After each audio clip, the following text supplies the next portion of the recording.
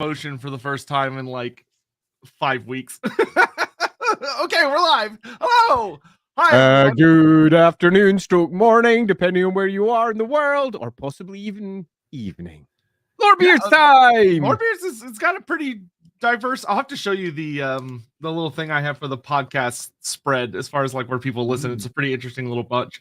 But yes, we're here. If everyone could confirm that you can hear us, that would be awesome. But real quick, there's something I have to start the stream off with, which is Andy, your bonus stream this morning. Oh man. Okay, so for those of you who don't know and who don't follow me on Twitch, and if you're one of those people, I do have a gun I'd like you to meet. No, that's a little bit too strong. For those of you who don't follow me on Twitch, you may not have realized that I went live this morning, and there was a reason I went live. I didn't press the button. My cats had broken into my living room where we do all of our streaming. And I was chasing them, the little buggers, because they're not allowed in there because one of the people that I stream with on Herohammer is extremely allergic to cats.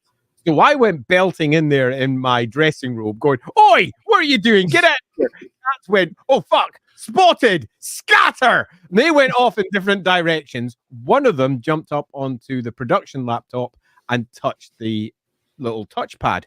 I started a freaking stream. Amazing. Not that I noticed this. Bundled the cats out under my arms. They were deeply unimpressed. They did, however, get their breakfast, which is pretty much the only reason they broke into the room in the first place, to get my attention. And it wasn't until about almost an hour later I got a quick ping from the good old Loremaster of Sotek over there. He said, "You know that you're streaming live, don't you?" To which I was like, What? No, I am not. I'm what now? Went into the room and there it was, streaming live. Frickin' bloody little cats. It was an awesome bonus hour stream of just Andy being man. Me go. Good times.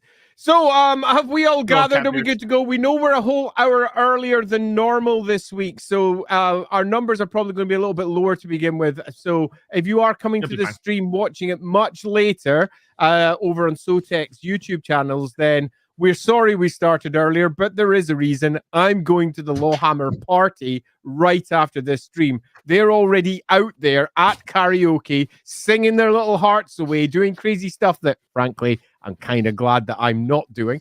I mean, karaoke. Oh, if I'm not doing it live on stream, why bother doing it at all?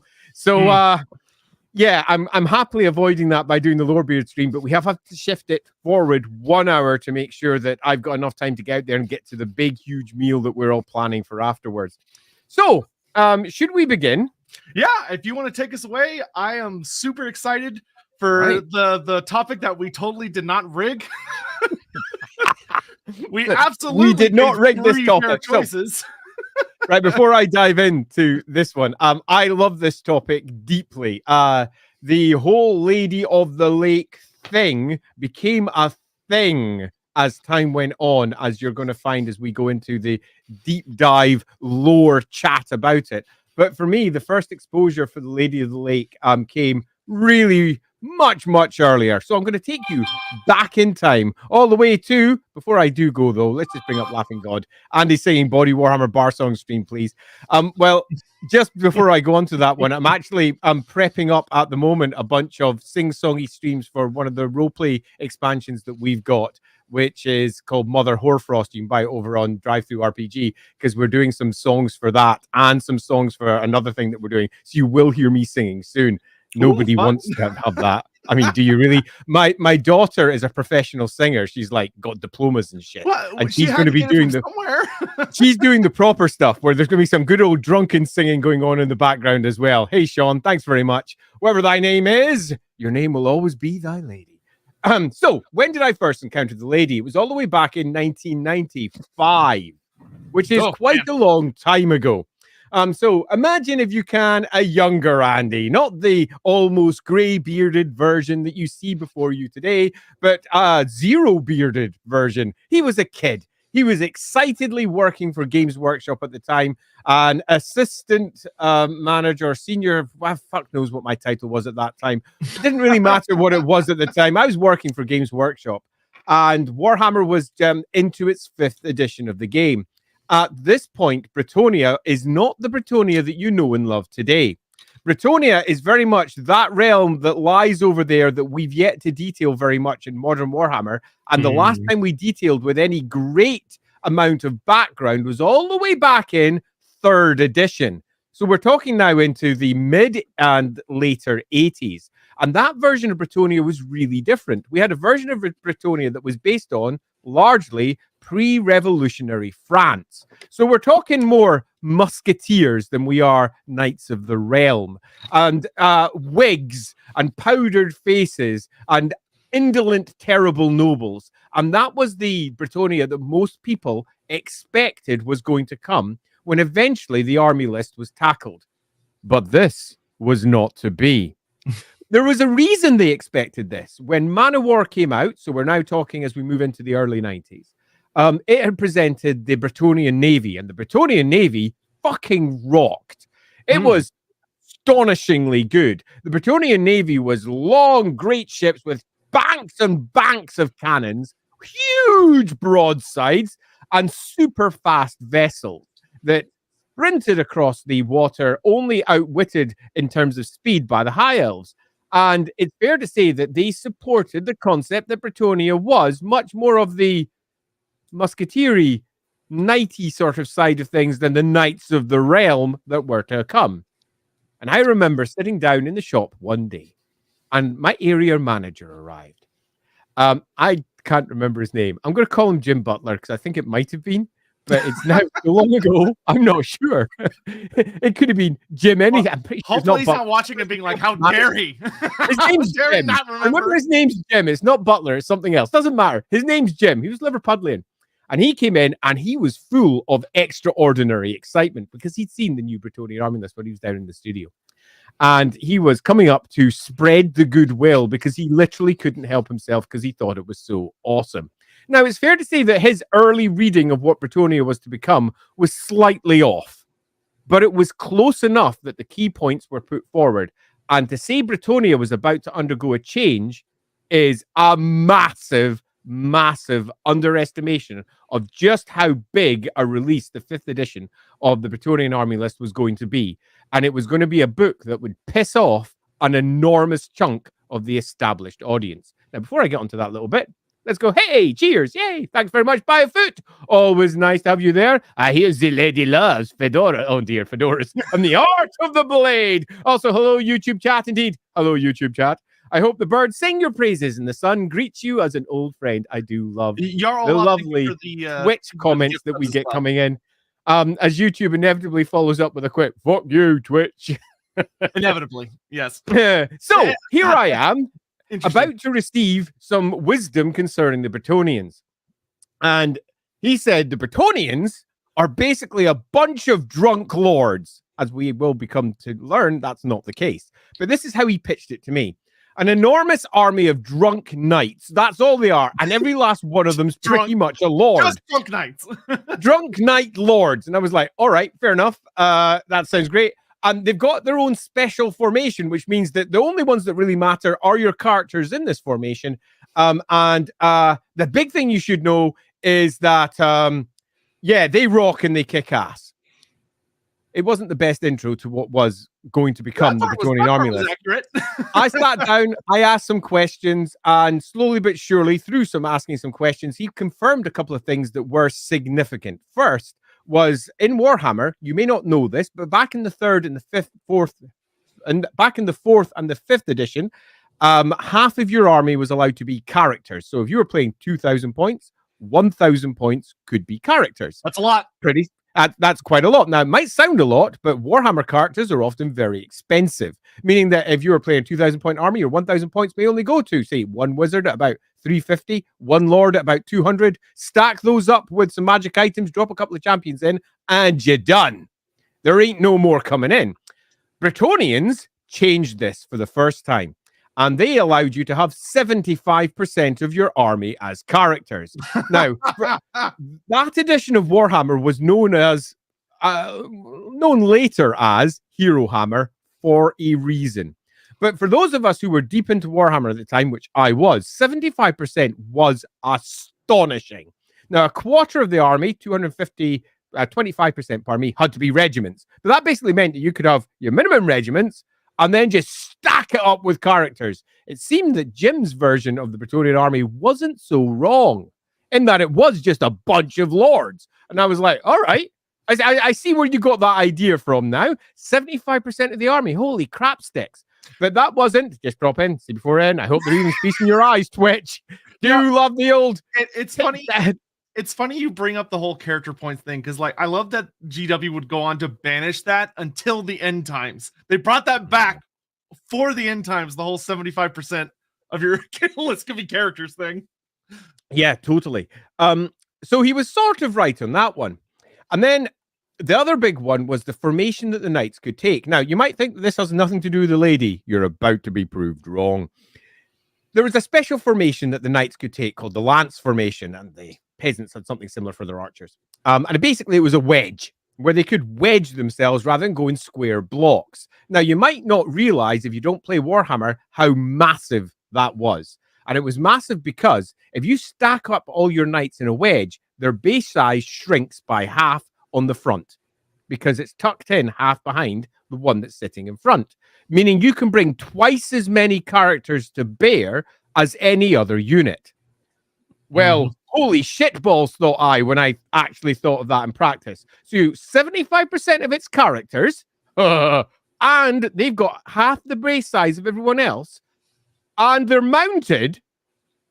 Okay, but at least they're in full armor. At least they're... And they went, well, you might think they're in full armor, but Bretonian horses are better than normal horses. And they move at full rate regardless. Woohoo! So we have ourselves a fully mobile character delivery device to any unit on the battlefield. Holy craps, this is not looking so good. I should just bring in Hammond there. Hey, Hammond. Yeah, Ladrielle. Wait, no. Lilith. Wait, god damn it. I mean, Bella Core. Bella Core. Oh, the lady. Yeah. So we've got ourselves something that sounds particularly nasty. At this point, I started doing what I always do, and that's pulling apart the rules. And I said, well, if it's 75% characters, 25% regiments, what about the war machines and similar? Oh, there are none. And for the 5th edition of the army list, there were none. What about extra monsters and extra? Pretty much other. If your character's not riding it, nope. Okay. So it's pretty much just going to be characters and regiments. Nasty. Wait a minute. They've got no big heavy... I'll just shoot them with cannons. And if the characters are loaded so heavy on the front, I'll be able to shoot down that line and completely destroy them. And that's where Jim looked at me and said, well, you'd think that, wouldn't you? But the lady! But the lady. And this was my first encounter with the lady. And at this point, it's fair to say that his understanding of what the lady was really poor. Basically, he said, you know, King Arthur and shit. Well, hey, you know the Lady of the Lake? They pray to the Lady of the Lake, and that just makes all the cannons bounce off them. Not strictly how the rule worked once we actually saw it in practice, but the core of it was true. Before the battle, all of the knights, particularly the Grail knights, the devout knights would all get down and pray, and mists would rise up all around them. And this would confound the opposing armies, whatever it may be, whether it's stone chuckers or cannons, whether it's massive handguns, whether it's huge hell cannon nonsense, or whatever it may be. Not only would the mist make it difficult to target, so on a fundamentally material level, it would be difficult to shoot at them, but more importantly, when shots went into that mist, they often just disappeared because the lady protected her honorable knights from dishonorable shots coming from afar. And this was my first encounter with the lady and everything that she was going to later represent. And here's where I now get to admit something that I don't often admit when it comes to Warhammer. I thought it was shit. Oh. Okay, now. I'm sorry. Is this what? Is this the same man who just shits on Gelt constantly? Yep. I thought it was shit. Say that. Okay, I don't need to say. I mean, I don't normally say this with Warhammer, but on my first encounter with it, my first thought was, oh, okay, fine. You have taken away a deep and vibrant potential setting of what appears to be a Renaissance level Brettonia and replaced it with effectively English knights who all worship the Lady of the Lake. And yes, that's sort of tied to the old Brettonian romances. Hey, Nisgard! Yes, yes, indeed. Brettonian lances do not break. They need to use them quite a bit. Yeah, totally. And you've replaced it with medieval knights. This makes no sense. How could this possibly make any sense at all? That's an interesting take there, Unlimited Panda. The lady is corn. Love that one, Hammond. Murder and combat only. Since Kruber from Vermintide gets shot by a beastman arrows, is the lore aspect basically? We'll get into the lady kind of. I mean, Gilles le Breton got taken down by a thrown weapon. Her philosophy it's not perfect. It has weaknesses. Yeah, it totally does. But I will make some arguments for why that is potentially the case later as well, because there's quite a lot going on with the lady that isn't immediately obvious. And I think that between us, we have all manner of fun little theories. I'm really glad y'all picked this subject of the three options. Like, oh yeah, we love this. We kind of had a plan regardless, but I think y'all picked the best of the three for how we're going to get down into where we're going. Yeah, totally. 100% agreed. So I've lost track. Where was I? So there was the lady. There was my exposure to her. Sorry. Yeah, it sucked. And I thought it sucked because we were left with a medieval kingdom that had somehow been held back from its technological advances for reasons that made no actual sense when you read the army list on its face value. We had ourselves something that was held in time. Now, later, I would actually not just come to appreciate this. I would think it was a really good piece of, not initial writing. The initial writing was fine, but as it developed, it became a really good piece of writing. For this weird fairy tale kingdom, good old 6th edition. 6th edition is when it began to nail down hard, even though it's a much smaller book. The whole kingdom of Brettonia being held in this weird fairy tale, Knights of the Round, Lady of the Lake, weird position, while the rest of the old world was significantly beyond it technologically wise.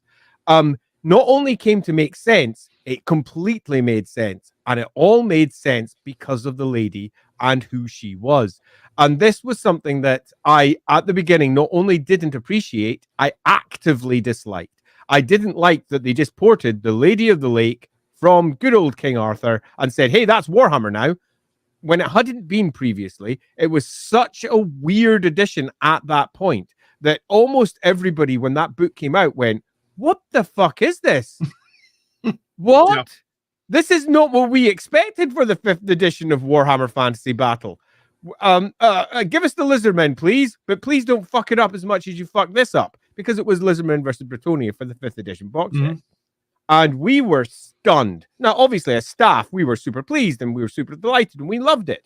And the game was really good. It played really well at the table. But as a deep lover of the lore, even at that time, I was confused. But not as much as the fantasy roleplay crowd would be.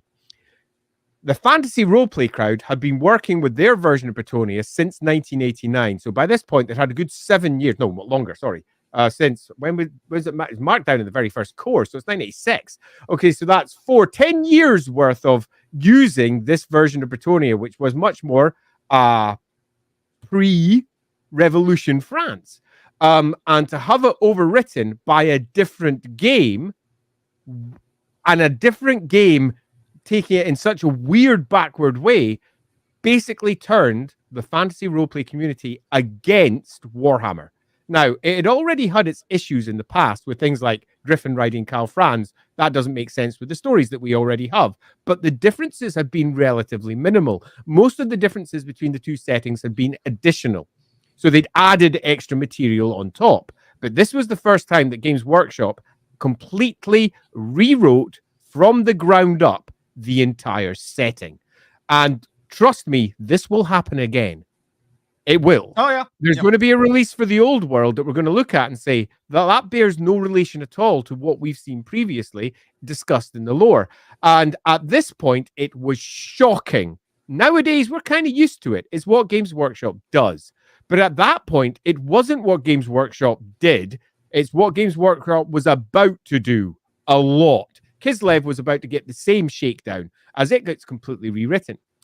And for many, it became pretty much the dividing difference between Warhammer Fantasy Roleplay and Warhammer. Warhammer made sense, but only if it had fantasy roleplay attached to it. Warhammer Fantasy Battle is just daft crap that people at the studio have thrown together because they think it will make a good army. And it doesn't actually matter if that's a true version of events or not, because Games Workshop was going to go in that direction whether fantasy roleplay's crowd liked it or not.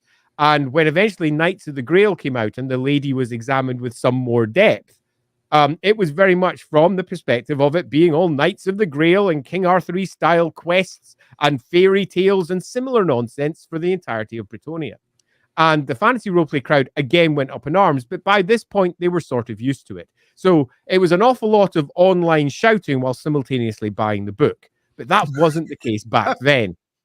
So as my intro for the lady, I would like to say that it's a far more controversial character than many people realize nowadays. Nowadays, she's just the Lady of Brettonia. We're all not just used to it. We've been used to it since the mid-90s, so it's old history for many. But for those who grew up with Warhammer, and particularly anyone over the age of around about 45, Brettonia is still, for many, a sore point. And the lady is seen as a figure of ridicule, because she makes no sense.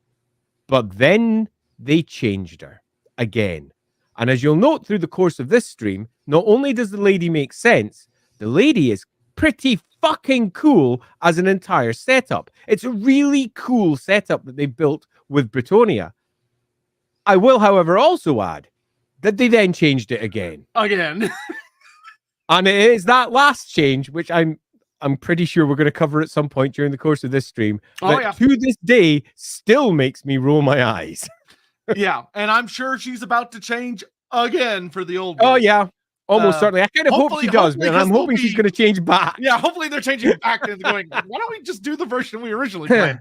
That's my intro. I think if we're going to be discussing the lady, the first place for us to go is probably where the lady is first brought into Brettonian history with any real depth, and that's back with who will become to be known as Gilles le Breton, because good old Gilles is pretty much the starting point of lady worship in any great degree in Brettonia. But good old Sotek may have a different angle as to exactly where he thinks a good starting point is.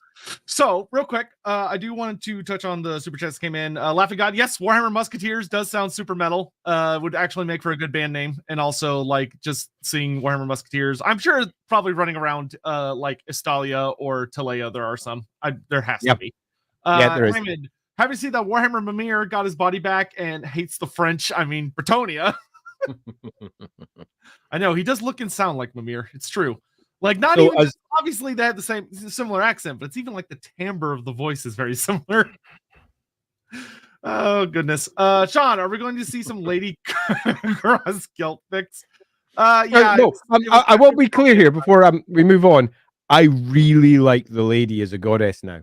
Really like Brettonia and how it's set up now. It took me a long time to get there, but I cannot stress how much I came to not just appreciate it, but actively like it and think that it not only made sense for the setting, it brought something to the setting that was, in many respects, missing. So I really enjoy it. Yep. And then everyone's favorite CEO of Necromancy, Kemmler, who is as awful as you would expect a CEO to be, but for Necromancy.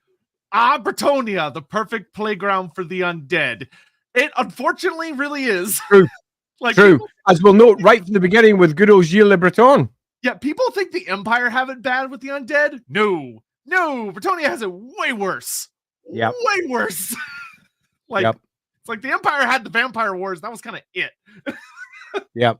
And they're relatively late in the Empire's history as well, because we're talking the year 2000 onwards, so the last 500 years worth of its history, where they were actually plagued by undead. But Brettonia, from the outset, has problems. Yeah. Speaking of which, let's talk about it. So, the Lady of the Lake, the goddess of purity and heroism, and a lot of people just look at her and they're like, "Oh, goddess of Brettonia," but she does actually have spheres of influence, which revolve around those concepts. The Lady of the Lake is, as far as gods go, she's really weird. And we're going to get into that by starting with the whole Gilles le Breton adventure and the 12 battles and the 12 companions. And if you're paying attention and you Battle know, number 10 is essential. yes, if you know how Warhammer gods operate, as we're kind of getting our way through these, you may start to notice there's some weird shit happening with how this particular god is behaving. So to kind of set the stage, the Bretoni tribes, the people that made up the Brettonie, were people that used to live in kind of more empire-ish areas, but they got pushed out. Sigmar showed up, and Sigmar ran around with his fancy old hammer and told everybody to get with him, and was kind of a genocidal maniac, depending on how you look at it. And everyone who did not agree with him got pushed out.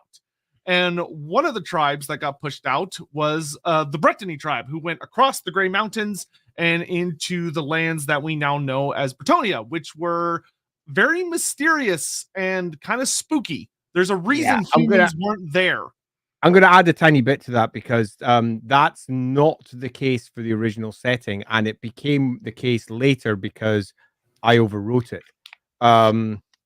Because I asked a question, and they said, oops, and I was like, well, how about I overwrite it, but make it a subjective piece, meaning that both accounts could still stand. The original version as presented in 5th edition is that 1,000 years before the time of Sigmar, the Brettonie tribe are already in Brettonia. And the land is already called Brettonia back then. So you'll find the original timeline in the 5th edition has it as that. This half contradicted a bunch of other sources discussing the arrival of the tribes of man in the old world and the routes that they took in. And it made the Brettonian people a far, far older people than the other sources suggested could be the case. I queried this and I said, what would you prefer? Would you prefer the Brettonians to be this ancient peoples that are there, as old as, say, for example, the peoples of Tilia, as old as the original rival of the tribes from the various locations that they came from into the Reich Basin? And they went, yeah, good point. That was just a sentence that was effectively thrown into the book, and no one really thought about it. They're quite happy with it. That'll do. But upon thinking, it might be worth changing. So when I did the Tome Salvation version of history, we mentioned that the Brettonie tribe were pushed back by the peoples of Sigmar into that area, across through the mountains. There was a time of woe at that time, and they eventually settled in that area. And it also made sense for why it took a good 1,000 years after that before they reached the point where their individual duchies, which were very similar to the grand provinces of the empire that Sigmar had already established, were bound together by what would become Gilles le Breton. It is worth noting, though, that that was written purely from the perspective of an empire scholar. So that's the empire perspective upon it. If you want to go with the official history as it's laid out in the various timelines is still, if we take the God view, that 1,000 years before the time of Sigmar, Brettonian tribe was in the area. So if you're looking for as factual a basis as we can get, the Brettonians have been in the area since about 1,000 years before the time of Sigmar, but they weren't properly in the area until around about the time of Sigmar, in that they were spread around more than just what would become modern-day Brettonia. They were spread as a people in multiple places and were eventually driven out of the Reich Basin because they didn't support, effectively, Sigmar during the Great War against the Greenskins, pushed over the mountains, and that was the last that Brettonia was seen on that side. So a slightly broader version of history there.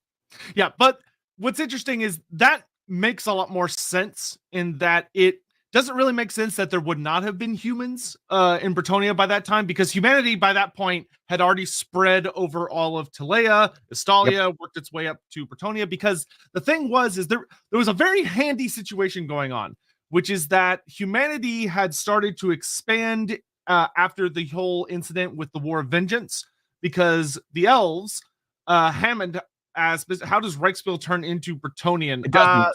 Yeah, they didn't. They're two separate languages that are both rooted in the same source through different language trees. So all language in the old world and indeed beyond has got the same source. And they have all taken different routes when spanning out from that source. Consider it like a tree. They're on different branches on the same tree. but they both have the same which trunk. we will get into influences on that tree this stream pretty heavily. So I wish I had a whiteboard with me, but the important thing is that the old world humanity kind of spreads out, and the big thing is that, okay, I'm going to touch on this real quick. Reminder, we're going to get to the end time stuff.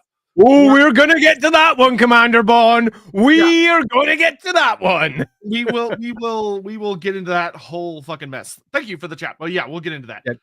Super thanks for that. Yeah, we're going to be getting to that one.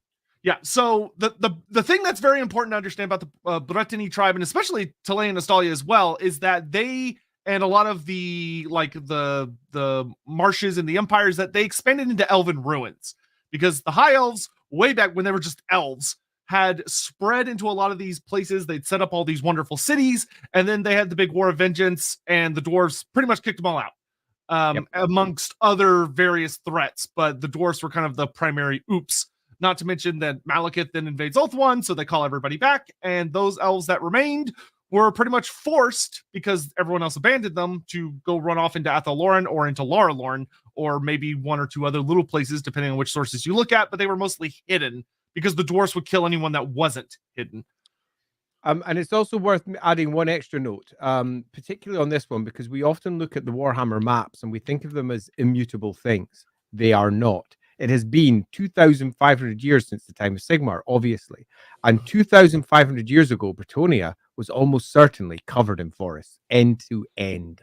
The heart of Athel-Loren and the importance of that forest was going to be separated, but it would have been a far larger forest in general.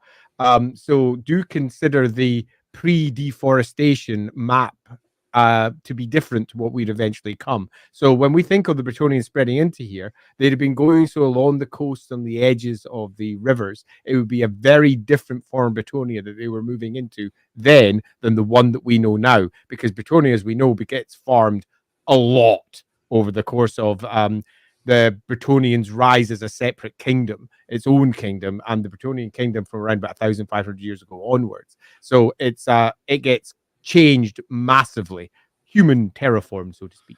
Yeah. So anyway, getting into the actual formation of Brettonia itself in the first appearance of the lady, is that Brettonia, a lot of people, when they kind of think of like the Brettonia tribe, or the Brettonia tribe, however you want to pronounce it, that they were like, oh, they hear the word tribe and they think like humans wearing animal furs, throwing like wooden sticks and stuff. It's like, no, they were, at this point, they were already like, they already had something that was what we would identify as kind of knights forming up. This is 1,000 years after the empire has formed.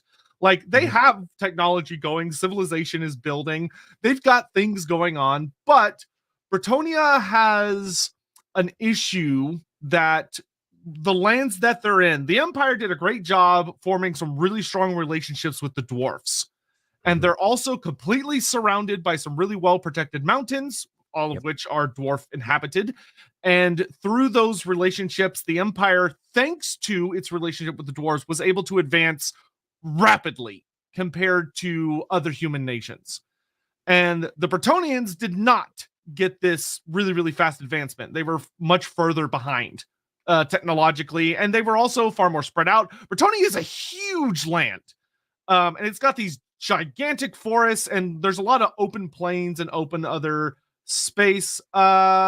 Yes, check out the Lawhammer Discord, also the Ratcatchers Guild. Ratcatchers Guild is probably a better place to go if you're looking for online support for finding yourself a group. The Rookery occasionally has people asking over there as well. So the Rookery Discord, which you might be able to find out there, that's a Discord that I help run with some of the coolest folks ever. Obviously, there's the Lawhammer Discord too, but the Lawhammer Discord is more about talking about Lawhammer than it is about finding your own group. Yeah, Ratcatchers Guild, though, you could... Yeah, delighted you caught us live, though. So nice to see you there. Thanks very much, Ray Shaman.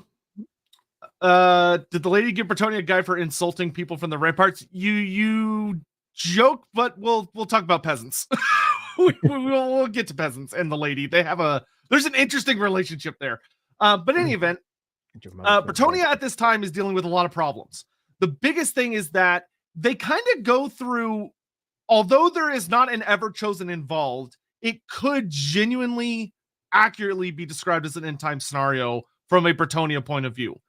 Which Absolutely. Is basically every force of destruction that exists attacks Brettonia at roughly the same time.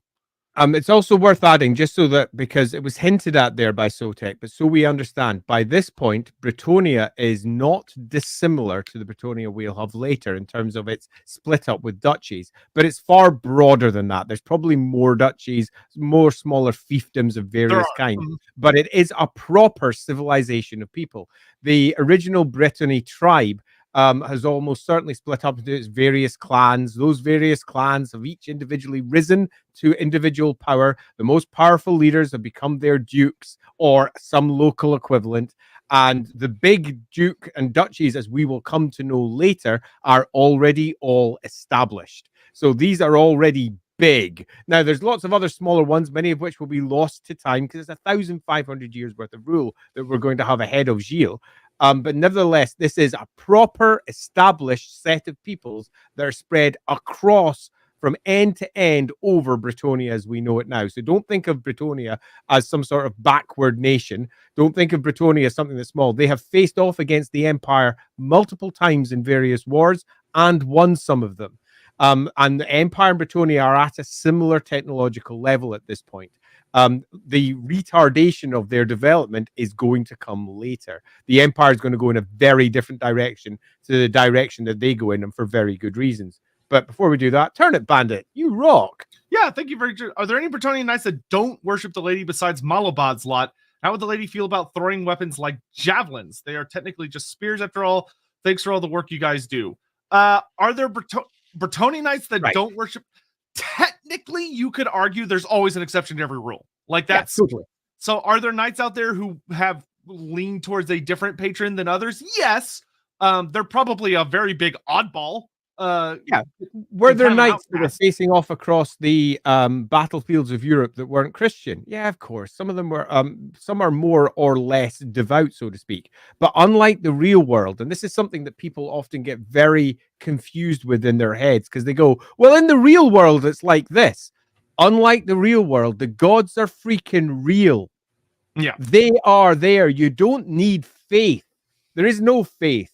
The gods are there, and the lady in particular is relatively unique for goddesses in that she actively supports her people, as we're going to go on to, and actually can be found, is there. This is not a goddess that is distant. She is someone who's there, who cares, and has a particular way that she expects people to be. And if you're not like that, you don't get her blessing. Of course they all worship her. Of course they all follow her, because to do anything else is just pure stupidity or boneheadedness. Now, are some people stupid and boneheaded or arrogant? Of course. There's all manner of folk who would be like that. But for example, throwing weapons like javelins and spears and such like, it's just not the way they're supposed to do things. Will it happen? Yes. But there is a set bunch of rules that we're going to move on to that they're supposed to live their life by. And this, broadly speaking, kind of breaks it.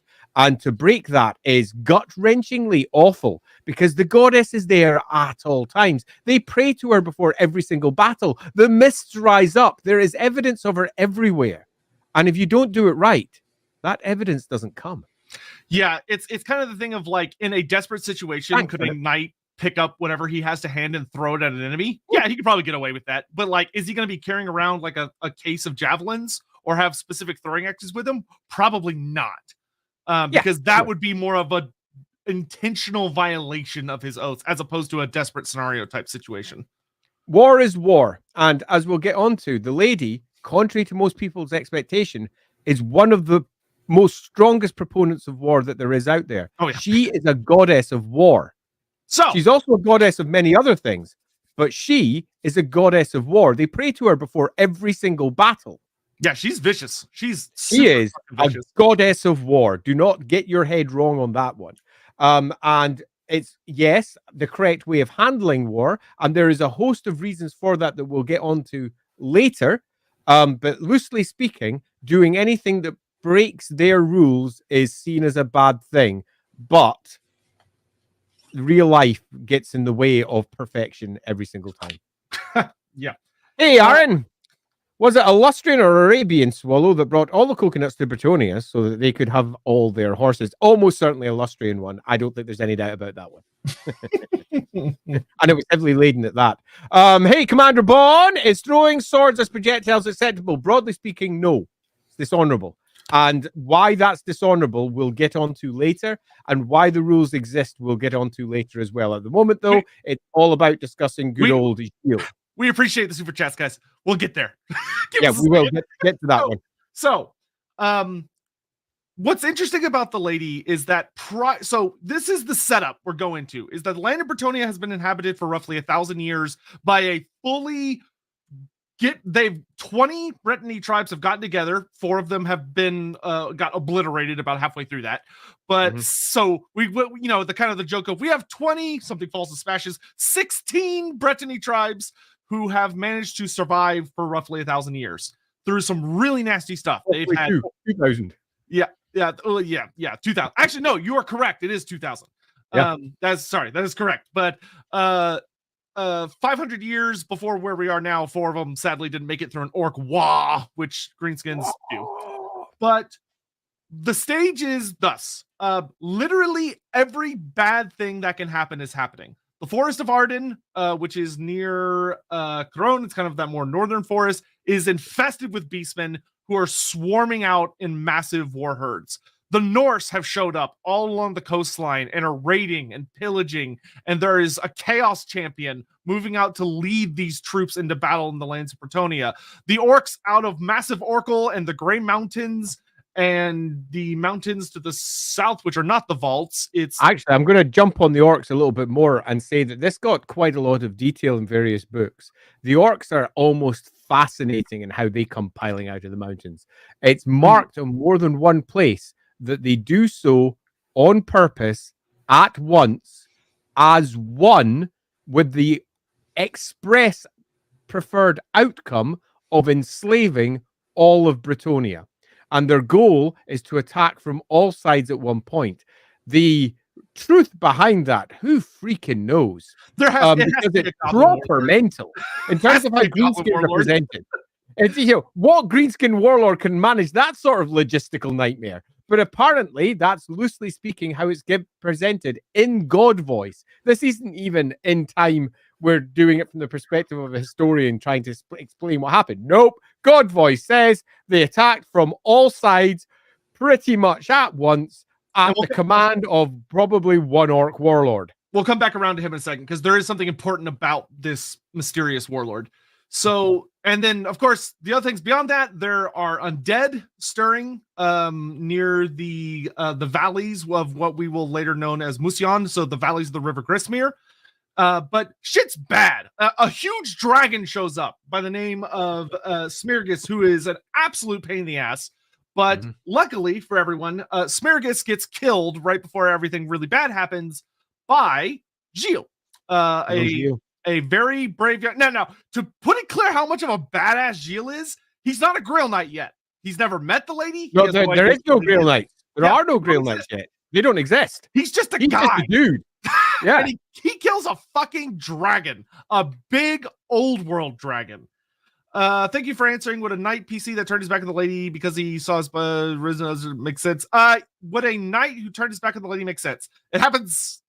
Yeah, individual stories always make sense. Knight. There are a ton of renegade. There are always reasons for people to lose faith in what is considered to be the standard form of faith and expression. There's always good stories for that. So yeah, that totally makes sense. Yeah, run with it. Have fun with it. We'll even talk about a character who literally is that kind of. Pretty much is that. Yeah. Yeah. So anyway, shit's bad. Is long and short of it. A couple of the kingdoms have kind of started bonding together. So Baston, duchies, thank you. Have kind of started to band together a little bit. Gilles le Breton, before any of the crazy stuff happens, he marries Lord Therolf's sister, who is the Lord of Lyonesse. So Lyonesse and Baston already are kind of linked at this point. They're already buddies. And the last buddy they get before shit really starts hitting the fan is good old Landuin outside of Musion. And Landuin is Lancelot. Like Gilles le Breton's a big deal. But Landuin was like the beast when it came to being perfect, which, if you know how the Warhammer world is, unfortunately for him, He was the golden boy.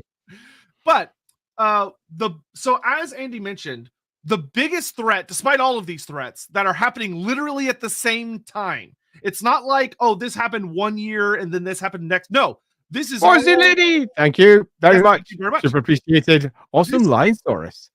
And of course, just Twitch as a whole.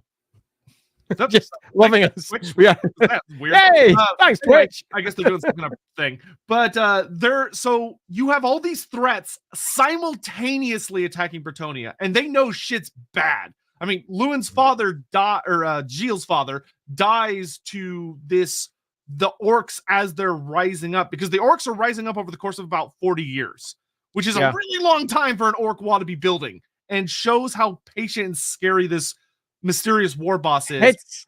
This one is awesome. It's also worth noting that of all the threats that Brettonia is currently facing, the worst one is the greenskins. Yeah, that's what I was about to say. The rest of them are almost like icing on the horror cake.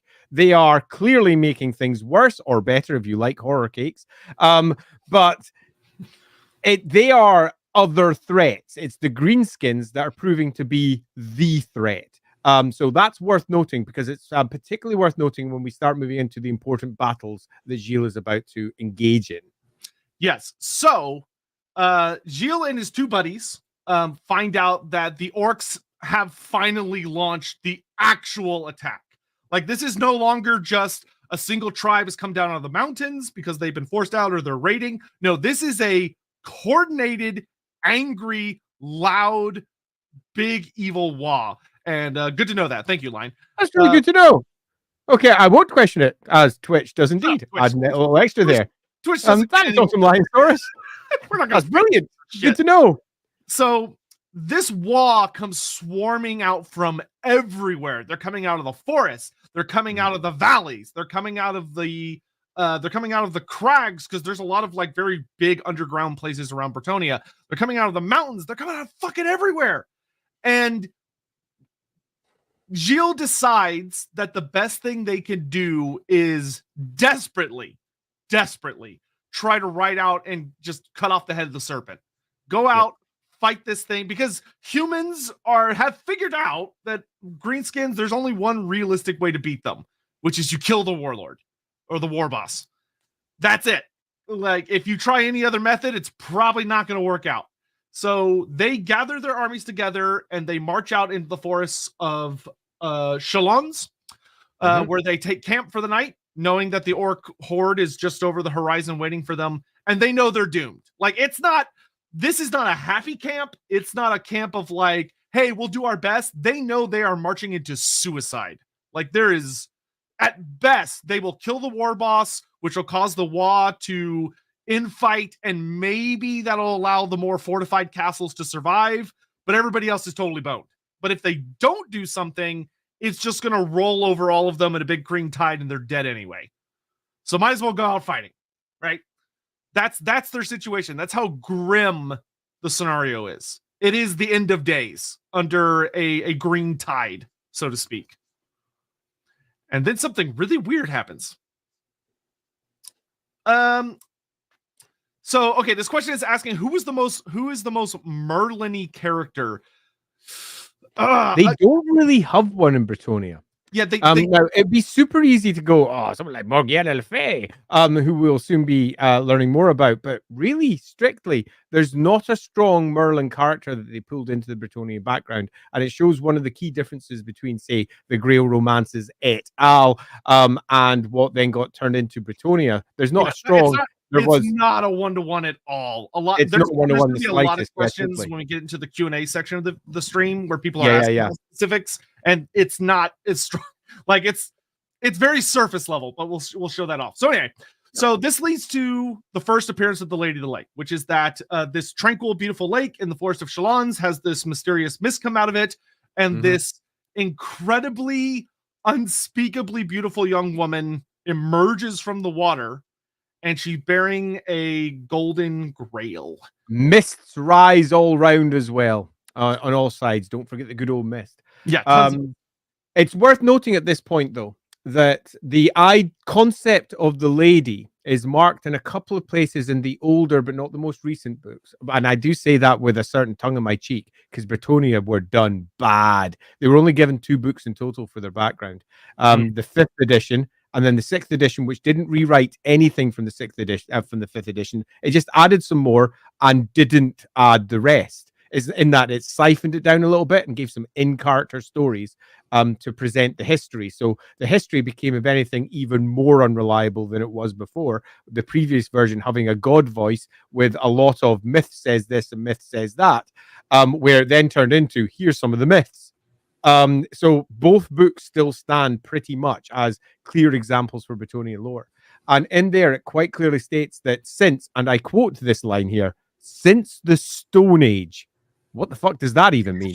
That means the original Brettoni tribes coming in as simple tribesmen all the way back in the day, 2,000 years before Gilles le Breton's time. We're talking proper ancient.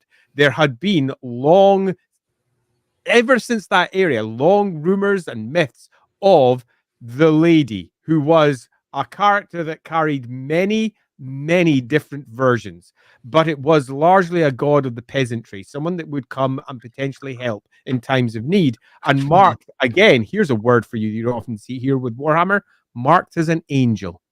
Now, that's not a word you often hear in Warhammer because the whole concept of angels is not a very Warhammer-y concept. They much prefer just saying, demons everywhere, my lord. And they're not so keen on the idea of there being some potential savior out there too.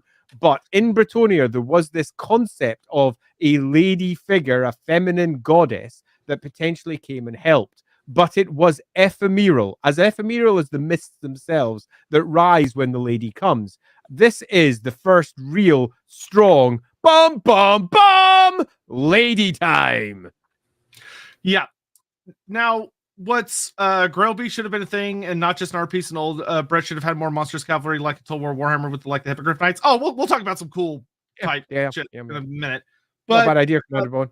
Yeah, what's really, really interesting for this appearance, just to draw how weird this is, nobody, as far as we know, nobody in that camp was praying to the lady.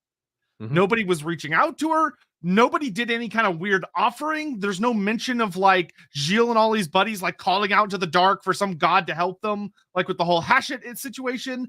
Like there was none of that. There was nothing that should have drawn the lady. Seriously, holy artist. But yet she appears unrequested, unsummoned. She just shows up, and the second the knights look at her, they're like, "Oh shit, that's a god!" Like they Obviously. just know. Yeah, looking at her, like she emerges from the lake, and like her emergence from the lake is super creepy in the story for it because she doesn't disturb the water. Like she comes out of it, there's no ripples, there's no effect. She just appears out of it while it still has that mirror sheen, and they're like, damn.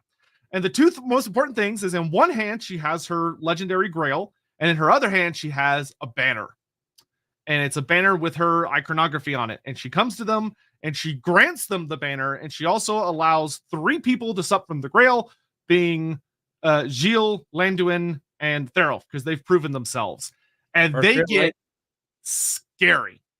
Mm-hmm. Like, and I want to just kind of fast forward through a lot of this, but the 12 battles happen. The first one, like we're talking, I have one that I want to call out on it, but do carry on. I will just fast forward as far as to put into perspective. They're called the 12 Great Battles. So a lot of people might assume like, oh, maybe this, like they don't take place over a terribly long period of time.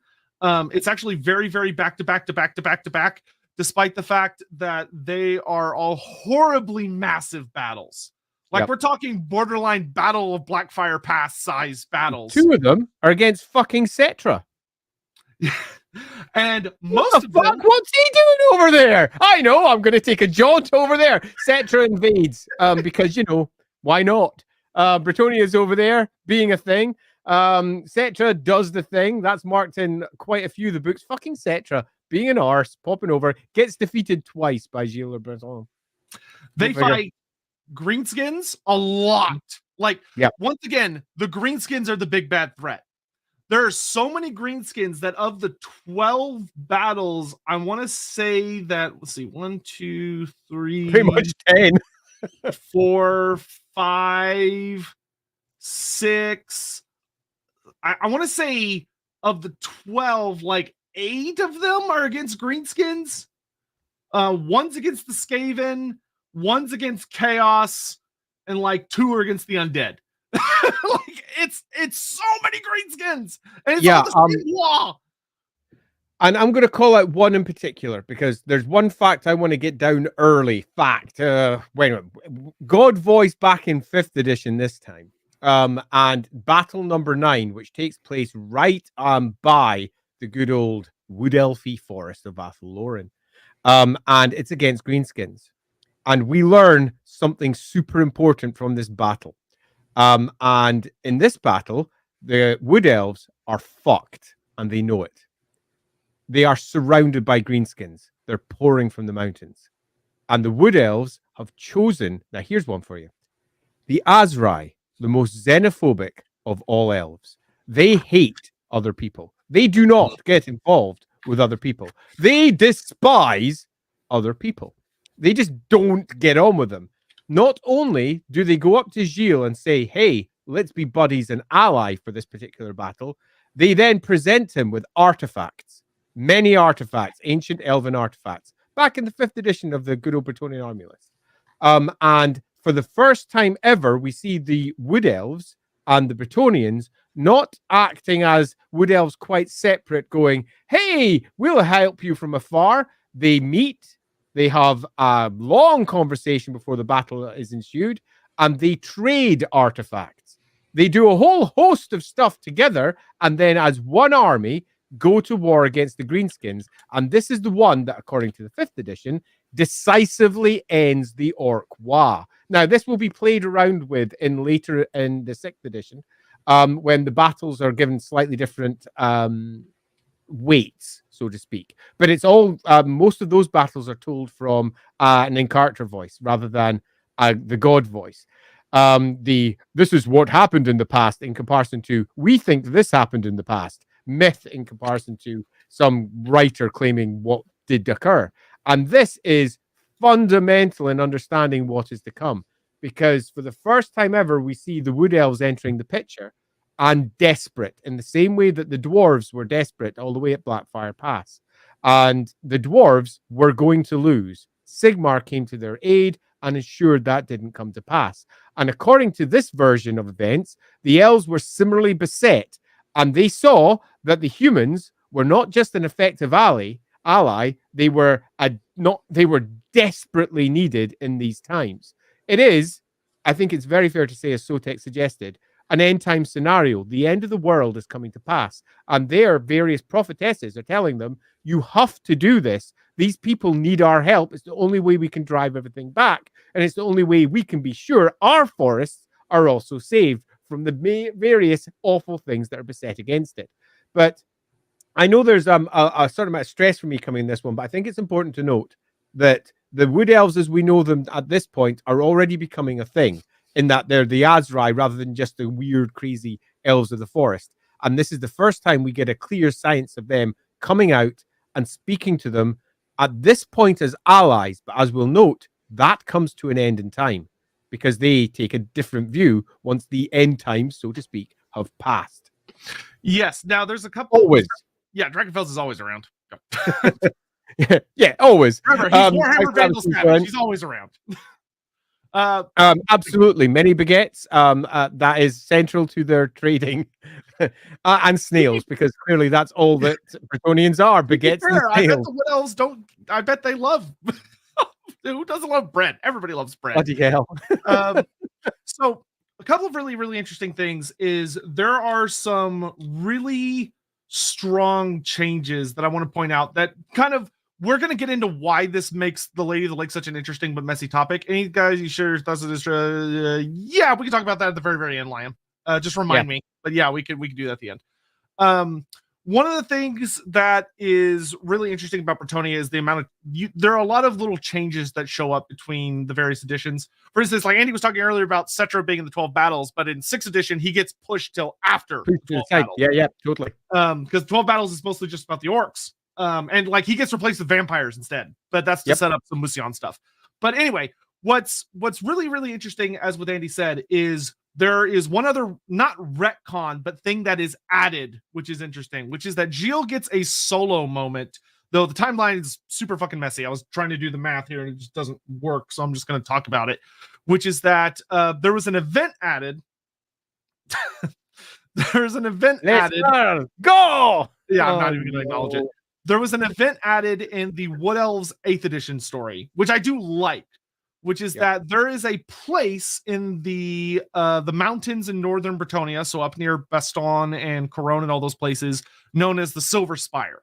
And the Silver Spire is this really, really fucking important place where a lot of the mountain water gathers after rain and as the ice melts and stuff, and the water comes down from that mountain and feeds into Brettonia. So the Silver Spire directly feeds into the waterways of all of Brettonia. It's a very sacred place. And Gilles gets a premonition. And when exactly this happens along his journey is not at all clear, because he's by himself, which he really shouldn't have been. But because this is after he knows about the lady, but before he dies, which there really isn't time for that. But there's apparently, hey, go figure. Yeah, he squeezed it in his schedule somewhere. But Gilles goes up to I'll have a meeting at 2:00. Thank you very much. I'll just add that to my calendar.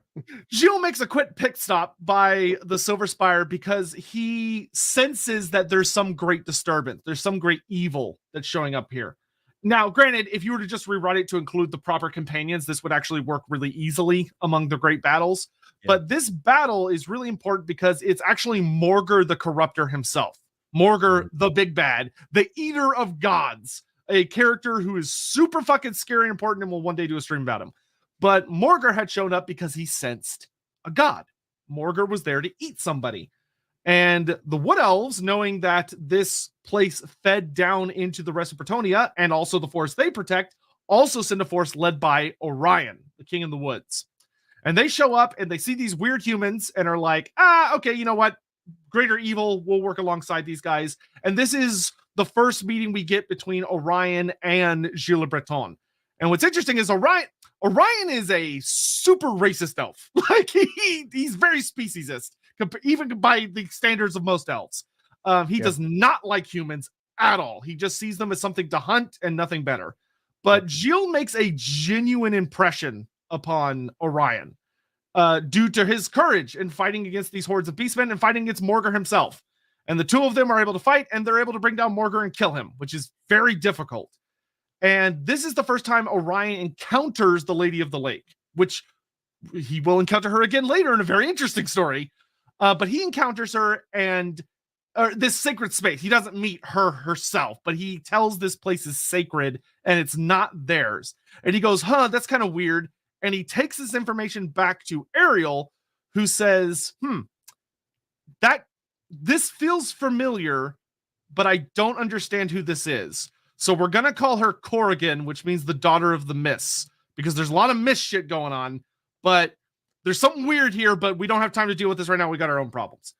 And the Wood Elves will, as Andy said, they proceed to further strengthen their alliance with Brettonia a lot in this time. And anyway, the 12 battles happen.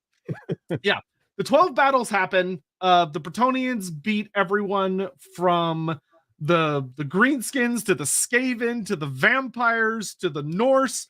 They kick everybody's ass, and Brettonia is secured. However, at the last victory, they all come together and basically come out with they have a big meeting in Artois, where the 14 Grail companions, because by this point, 14 noble warriors have risen up, one from each duchy, who has proven themselves worthy enough that the lady appeared to them and allowed them to drink from her grail. Good to see you, Dr. Buddy. Yeah, thank you, Dr. Buddy. Which means that, keep that in mind, the Lady of the Lake has appeared, let's see, so 3 minus 16. The lady has appeared like 14 freaking times to these guys. She is fit. And here's the thing that's super fucking crazy to think about. She has physically showed up.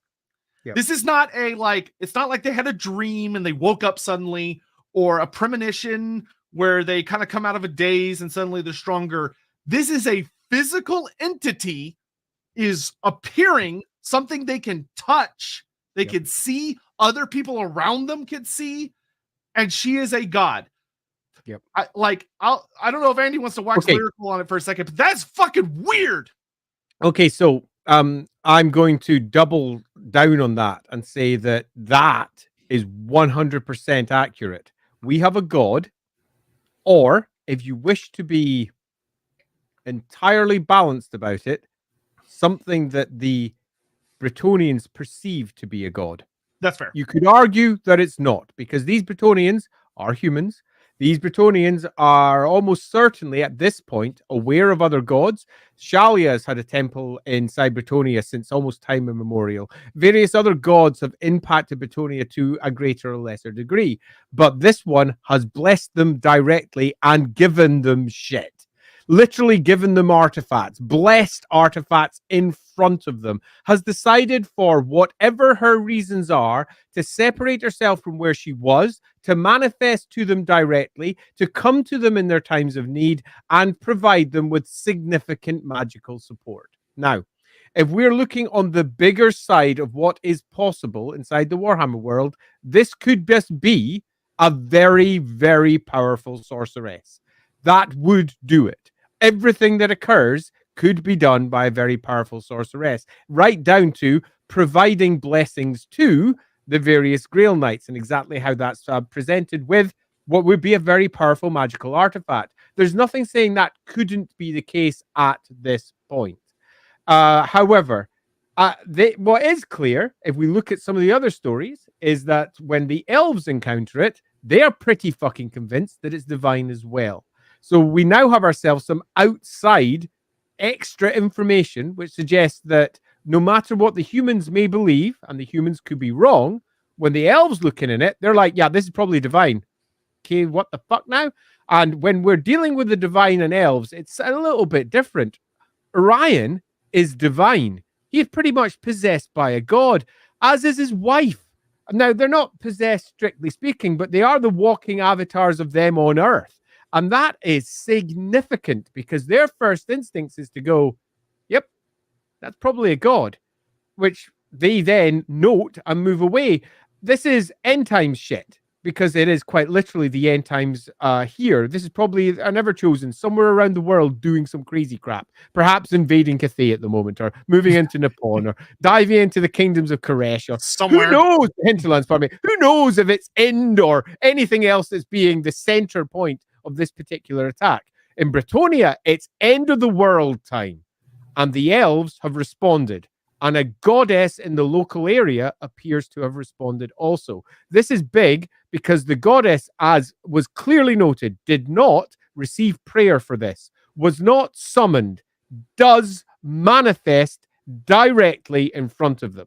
Now, it would be easy for us to dismiss it. We know where it's going to go and what they're eventually going to write it as at a later date. But at this point, when the words are written here, we're talking 5th edition and into 6th. It's not confirmed. Theories abound. There's all sorts of potentials. Everything that occurs is so drastically different to how human gods work. And I do mean drastically, because when we move beyond these battles, you'll see how her blessings manifest. They could not be more different to standard human gods if they tried. This is a goddess that works completely differently to all others. And we'll go into that as we move on to describing exactly what the various followers of the lady receive. It's all very much what they receive. It's not very much about how they can, in turn, bless others, provide blessings to others. It's all very personal, and it becomes quite clear why this is the case as we move on. But the 1st edition hinted at it, and the 6th edition rulebook pretty much nails it down in terms of where these blessings are coming from and why. But we'll get onto that in a moment. The most important part at this point is to recognize that Gilles, a bunch of others, are all completely blessed by and turned into walking, I don't know, demigods? Grail Knights are not far from it in some respects. They're freaking awesome. They're immune to pretty much any psychological effect. They live for ages. They just keep on going until eventually they fall in battle. And yes, they might get very, very old. But some ancient Grail chapels have got knights that have apparently possibly been sitting there for centuries. They gain blessings from the lady. She's picked out some folk to defend the land. And the land pops up multiple times. And they do. And the land, as we know, in the greater scheme of things, is super important in this area because of Athel Loren. Yes, and there's a couple of little things. Reg. Good old Reg. The lady's just Rig. Lady's an old one. Interesting theory. Interesting theory. I really want to talk about Rig sometime, but now's not the time. Me too. And Hammond, yeah, she does need bodyguards for the Haven, though we'll talk more about in-time shenanigans in a little bit. And Demon Princess of the Pond. So the thing about Grail Knights to consider, once again, compounding how strange the lady is. Gods are not supposed to be able to manifest. That is usually explicitly against the rules. Like Andy mentioned Orion and Ariel earlier, the way they're able to cheat is that they basically possessed mortal forms and transformed them into avatars, but they took a living physical person, manifested within them, and kind of altered them into a form where they could continue to subsist through them. And even Orion has really funky shenanigans to pull it off. Yeah, and importantly, no matter how much they may strongly change the people that they possess, they are still the people that they possess. Ariel is not someone else. Ariel is Ariel. Yeah. She just has extraordinary power and has arguably become a mutant, depending on how it was to look at this. Her big flappy wings. But she has become something else. She has become something more, but is still Ariel. In this case, it appears to be the actual goddess, possibly. Or it could just be another one like Orion and Ariel that they just don't know. Yeah, but what's also very strange is the Grail Knights themselves. There are a lot of artifacts in the world that can make people powerful. There are a lot of priests that can become very powerful. But the thing about the Grail Knights is they don't, at least at first, they don't pray to this goddess. They have no fucking idea who she is. She just shows up and lets them sup from this grail, and they're like, okay. The thing is, though, her power persists. This is not a temporary buff like with most martial artifacts. It takes an incredible amount of power to do what the grail does to someone for a short amount of time. This is a permanent change. Grail Knights do not age. They're not human, really, anymore. They're superhumans. They move horrific. Like, the other crazy thing is their power isn't even necessarily consistent. Every Grail Knight, that power they gain from the Grail will manifest differently. Some, although they all like are much more long-lived and they're freakishly fast and freakishly strong and very tough, some of them bleed literal light. Some of them are able to cause strange powers by looking at people. Some of them are able to use skills that look like priestly invocations or spells being cast. They're usually like these really crazy physical powers, but they're not human anymore. Really, they're not. But they are. They're still having children. They're still they're human, but they're not human as we understand. They're superhuman. Yeah, I think that would be a better way of putting it. But they have become more than human, more than any other human that kicks around beside them. And as I think becomes pretty damned obvious from what we're saying, through the course of these 12 battles, through the course of the first Grail Knights, and eventually Gilles' death, which is worth looking at a bit because we're about to we're going to touch on we're going to wrap up Gilles here. Because we've got look at the time already, and we've got quite a lot to get on to here. It's already 1:15, and we've got freaking tons to cover yet. After our 12 battles, after all of this has been laid down, the development of the religion of the lady becomes a thing. But it's fair to say it's a development. In that, what Gilles did is not what the Grail Knights end up doing. They do it through a different process. The Grail Knights to be. And what it is to become a Grail Knight becomes codified over time. What the lady means becomes codified over time until eventually we have ourselves a complete and established religion. And this complete and established religion is super fascinating because the second you take yourself outside of the religion and you look at what's happening, it doesn't just make sense. You can suddenly see the hand of artifice, that something is being done.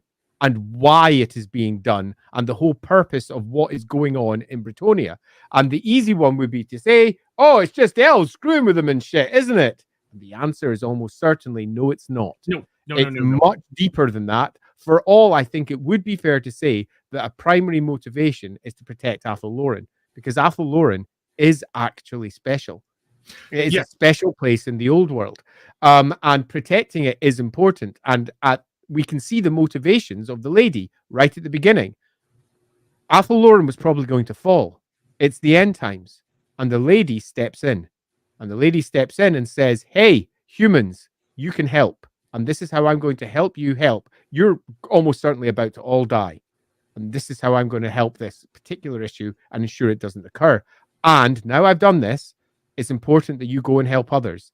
It's in fact important that those few that I've selected, because I know they're pure of heart, which is essential during an end time scenario, you must be pure or you'll just fall to the dark gods. That's what's happening. The ruinous powers are waxing. She has chosen ones specifically that are not going to be tempted by this. She has gifted them extraordinary power, and then they go and help the elves. The greenskins are driven back. The Brettonia's borders are safe, and this becomes an ongoing project. Whatever this goddess is, she has decided that the best way to protect Athelloren and the elves, the best way to protect the land of Brettonia as a whole, is to continue her active support of these humans. And this becomes a 1,500-year-old project. The sort of project that will, we are going to have to get to Morgana in a second, but because she's directly doing this, you could argue with a very simple, she's now Queen of Brettonia. I mean, not literally. I'd argue she's above Queen of Brettonia. Yeah, I was going to say. She's above both. But several of the Grail Knights, when they encounter her, they often refer to her as the true Queen of Brettonia. She is the one who does it. She is literally there as a god. She's not some distant god that they pray to and hope something occurs. She is quite literally there, quite literally findable, and had been known about before the arrival of her in that battle, in that there was lots of old stones and old sacred places were misgathered that people were aware of. So this isn't a goddess that just turned up on that day and just imposed herself. She'd been around for ages. She chose not to involve herself. The end times event came. She realized that the only way to resolve it was to impose her will directly, and she did. It's a fascinating circumstance. But unlike every other human god, what then happens next is so different that the Brettonians are unique, completely unique, because every other god that exists out there in terms of humans follows this model. We are outside the world. We have a bunch of folks who are aligned to us that we empower to pass on our blessings. Now, the truth of that can be argued in a variety of ways, but that's what they do. That's not what happens here. The Grail Knights pray and they receive power. They don't bestow power on other people like other priests do, or manage to cast a prayer to make their hammer go repeatedly as and when they want. They pray and they receive power externally. When they drink from the good old Grail, they are permanently changed into some avatar of the lady, if you wish. It doesn't really matter what language you use. What matters is that the faith as humans express it, faith as humans understand it, faith, as it's often described in other books, does not apply here. This goddess is different. She doesn't have people doing prayers and acting on her behalf. And those who are strongly aligned to her and are magical, they get magic. Yes, they don't get prayers. I'm going to interrupt real quick because there's a couple. We got a big one. Yeah, there are a couple of really fast things I want to hit on to get us to where we're going to go. So I'm just going to wrap up Gilles really, really quick. Of just Gilles, two important things last to note with him and the lady is that the whole thing with ranged weapons is literally in the 6th Battle of Brettonia, a goblin spear chucker literally shot Gilles le Breton and almost killed him. It should have killed him. Everybody thought he was going to die. They took him to I'll cover these. Don't worry about it. Just keep talking. They took him to like a castle Montfort, and they were like, "Oh, he's going to die. How horrible!" And then the lady quite literally shows up and is like, "Nope." And blesses him again. He literally gets up, rips the thing out, and is like, and he goes off and immediately kills 3 wyverns because he's fucking Gilles. Artist. So then later, Gilles le Breton is struck down years after the final battle. So after the 12th battle, there's about a 17-year gap. This is probably when the whole Silver Spire incident might go down, because that is when Gilles is by himself. And Gilles is struck down in a battle by an unknown hand. We don't know who did it. All we know is that it was some kind of ranged weapon. Someone threw something at him or shot something at him. It's not exactly clear. We know he was fighting greenskins, and we know he got shot. Greenskins. But it's left deliberately vague what took him down, other than it was a ranged weapon. And because of those two incidents, Brettonians brutally eschew the idea of ranged weapons as the ultimate coward's weapon. Because if anyone had fought Gilles face to face fairly, he would have been unstoppable. He would have struck down anyone. It had to be the coward's way out to take him down. Now, moving on from Gilles, onto the lady. I don't think we should move on from Gilles quite yet, because there's a quick story with him as he's taken down, because he's taken back to the lake. I was about to talk about her. Okay. Sorry, not moving because on. He's not actually dead yet. Yeah, so Gilles is mortally wounded. Like, he's dying. Yeah. Like, he's really dying for real this time. Not like last time. And they're basically what happens is that Gilles has a vision from the lady, and he tells his men, I need you to take me to this particular lake. And they say, all right. They take him there, and and as they're all sitting on the shore, a boat approaches. And upon this boat is a woman. It's not the lady, but it is a beautiful woman who bears the lady's voice and bears the lady's will. And this is the first appearance of the Fey Enchantress, Morgiana Le Fay. Though supposedly, according to some tales, she went by different names there's a whole mess about like what name she used at different time periods, because the lore doesn't necessarily agree with itself. But most versions agree it's always been the same Fey Enchantress, but she might have gone by different names to not freak the humans out so much. Because the Brettonians, what's very interesting is that Brettonians don't actually get a lot of exposure to elves. A lot of people think they do because, they live right next to Athaloran, but Athaloran is incredibly insular and does not like outsiders. They don't talk to the Brettonians a lot of the time. And most Brettonians have no idea what an elf is, really. Like, they're vaguely aware of the term, but they don't actually really know what elves are.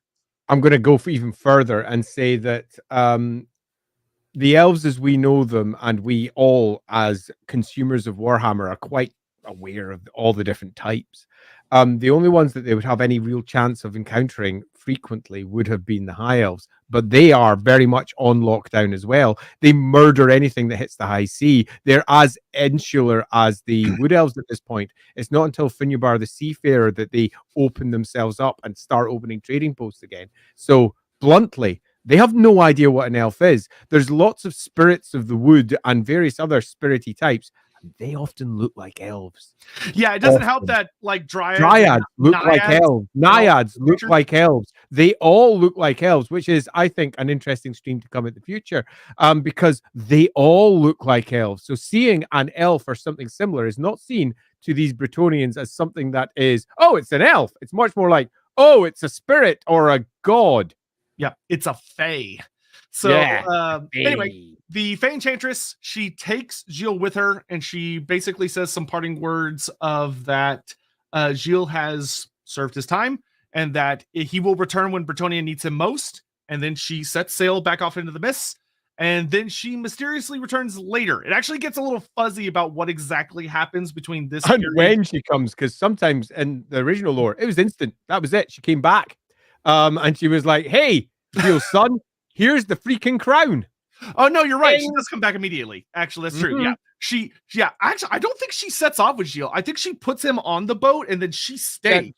Yeah, totally. Yeah, and the boat goes Gilles is packed away in the cave of the Forest of Chalon on the big lake there. And it's made quite clear Gilles is not dead. Gilles is fucking off now. We're looking after him. Don't worry about Gilles. But as far as the kingdom's concerned, dude's dead.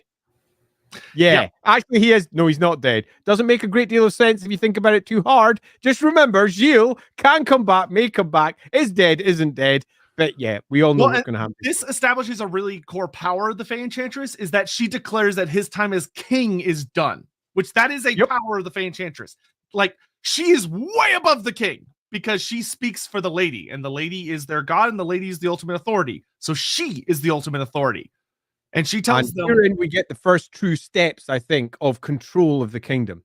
Where before this, it was helping the kingdom deal with the horror of everything that lay out there. Now, Morgiana arrives and says, you know what? I'm in control.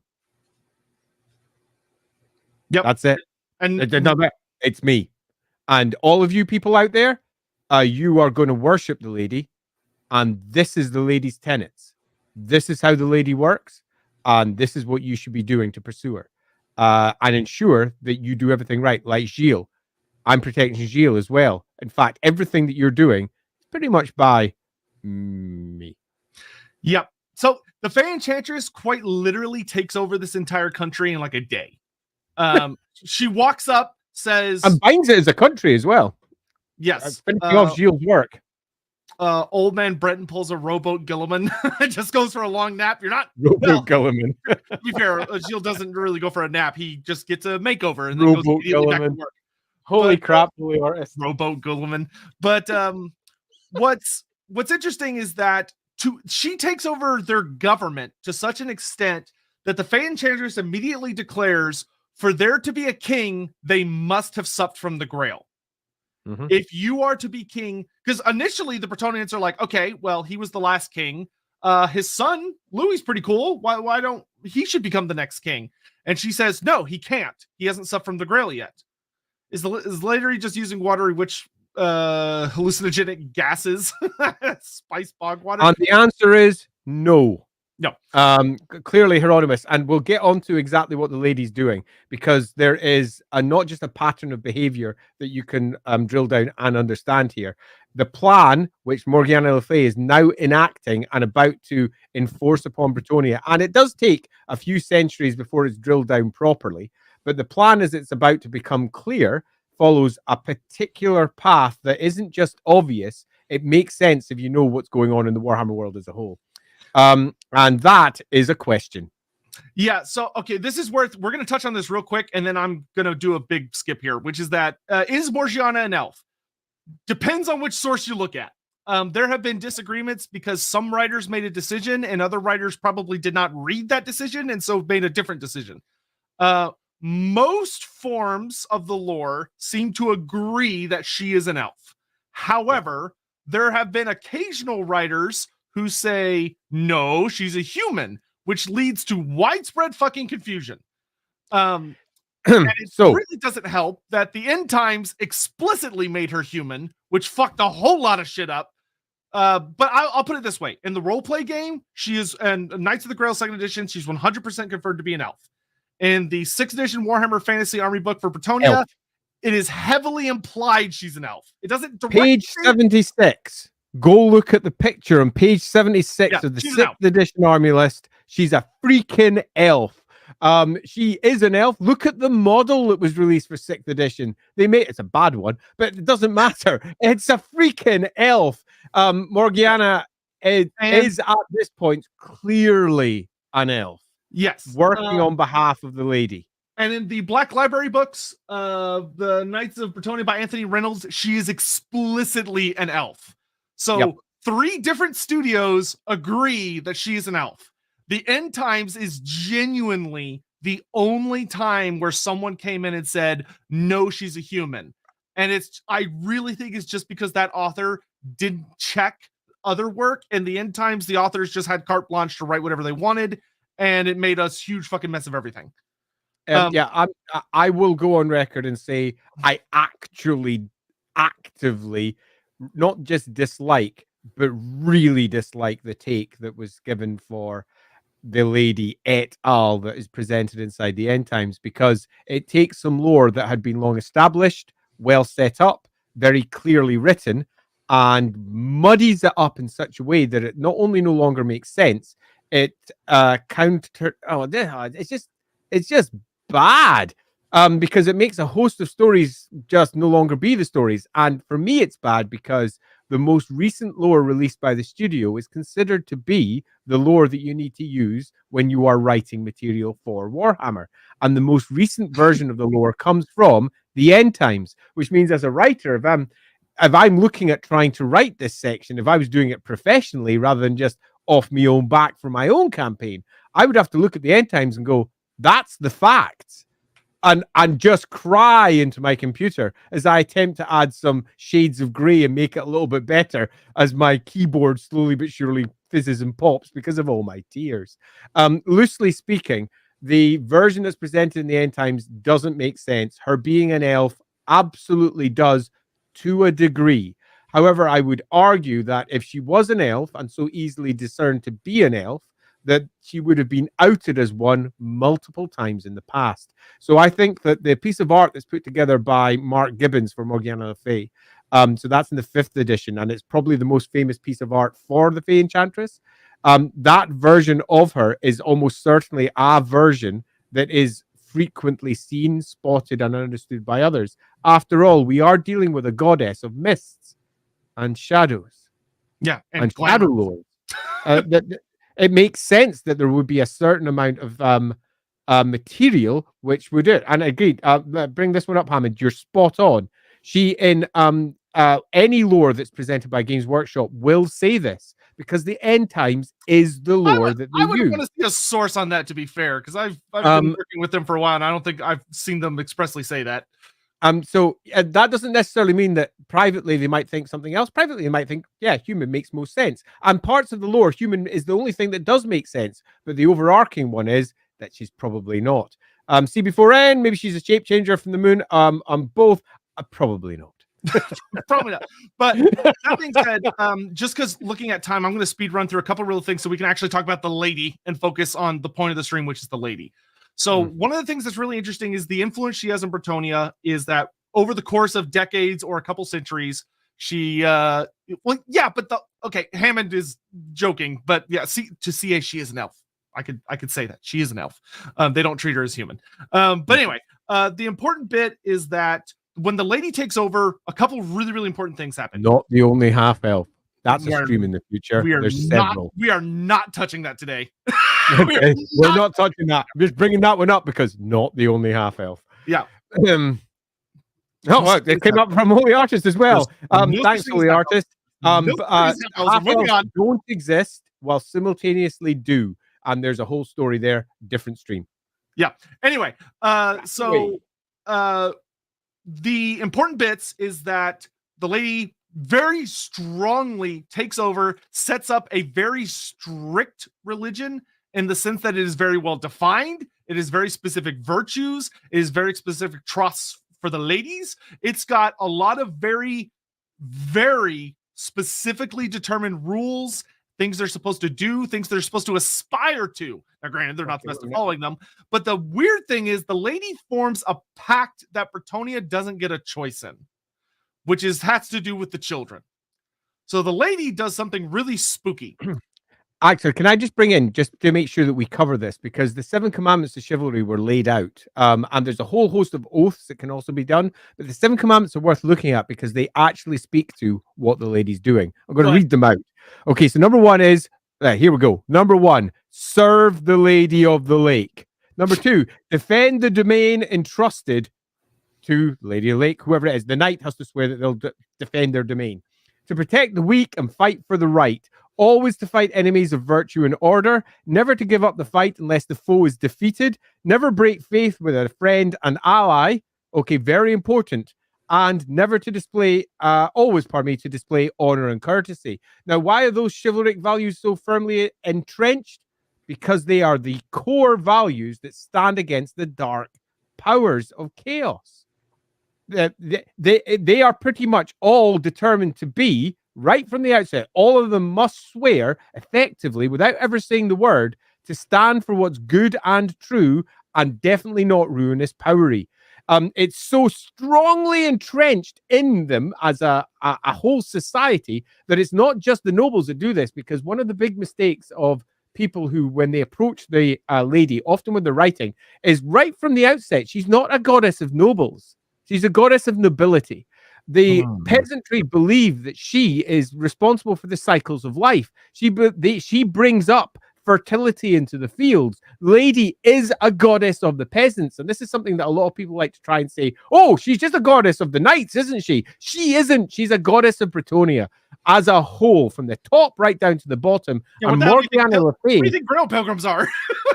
Yeah, exactly. Morgiana Le Fay drove that into place when she first arrived, and then it got reinstilled as Morgiana Le Fay as we move on to the Pact, then used a variety of others to continue to spread that particular world. On one side, you had the Grail Knights, and then the other side, you have the Damsels, which this is going to further think about what I'm about to talk about. It's going to sound spooky at first, but let me explain why she does this, because we kind of have an understanding of why, which is that when children are born in Brettonia, there is a known very freaky thing that is genuinely heartbreaking. Because, I mean, really think about what I'm about to say here.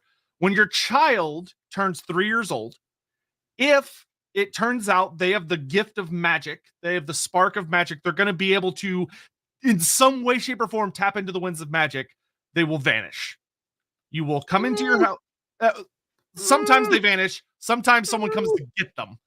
Yeah.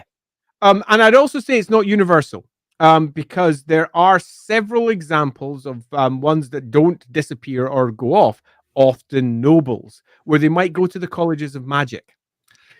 So there are routes out of it somehow. And particularly if you look at the 6th edition version of Morgiana, she's constantly touring around, often with kids trailing with her that she's picked up to go off. It's marked in her description in 6th edition. And if you go back to the 5th edition version, the same stories are in place because they don't contradict each other between the 2 editions, really. It's just one of them goes God voice and the other one doesn't. And the 5th edition has largely the same stories again. And they are quite clear that all children that have got the gift of magic are taken. And that's massive and horrific and also massive. There's only really one other human society we know that so carefully looks for the gift of magic within children, and that's Kislev. Where they do the same thing for their ice witches. Yeah. Now, what's interesting in that is, and in Brettonia, it's a known thing, and it's very spooky. Like, there's a lot of really strong cultural things that are really like heartbreaking about like how people will take dolls and leave them at certain lakes to try and, just in case, they're like trying to ward off the chance that the Fey Enchantress will come to collect their child, or that their child will just disappear. Because if you're particularly unlucky, you might not even get to say bye. You might just wake up one day and your kid's gone. But for most, they at least get they get to say goodbye. And the thing is that the Fey Enchantress, whoever comes, they collect your child. If you're lucky, you get to say goodbye, and you will very likely never see them again. If they're a boy, you will never see them again. Yeah, ever. It's that now. I think it's important that we try not to be quick to judge and say this is horrific and awful, and nothing about this makes any sense. Why would anyone ever? This is their culture. They expect that some will be selected by their god to move on to something better.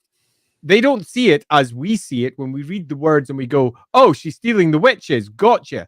It's almost the opposite. They're going on to serve, and they sometimes come back, particularly with all the damsels that come back. Now, it can take a long time, but they know that they're going off to serve the goddess. It's the Fey Enchantress herself that is doing this. This is an important component of their culture, and to be selected is, generally speaking, seen as a good thing. It's only the nobles who have got power and have a certain amount of selfishness sometimes who go, no, you won't take my kid, and they're the ones that might try and smuggle them out. The peasantry are all behind this shit. They're 100% behind this shit. Yes, of course, there's going to be some that miss their children. It's their children. Of course they miss them. It's horrific that their children have been taken away, but they're going for something good. They're going off to serve the lady, the goddess herself. So try to be aware that it's very easy with our modern view or our particular ethical stance that we have to judge that extremely harshly. But if you're in the middle of that and a religion that's based on something that's not just possibly real, this goddess is real, And she is saving them all. She's the high king, the high queen. She is everything. And you're getting to go and sit beside her and help out. Of course they're for that, for all it might hurt their heart. Most of them are well up for this. Of course, it's also going to potentially provide seeds for dark gods to get into some people because, hey, but it's being done for the greater good. There is a reason that she's doing it, and it's not just because of the chance that they have of being magical. She only really takes the powerful ones. She doesn't take the ones that are unlikely to ever reach their power or be relatively so-so. So we're not talking like every 100th child is taken. It's fewer.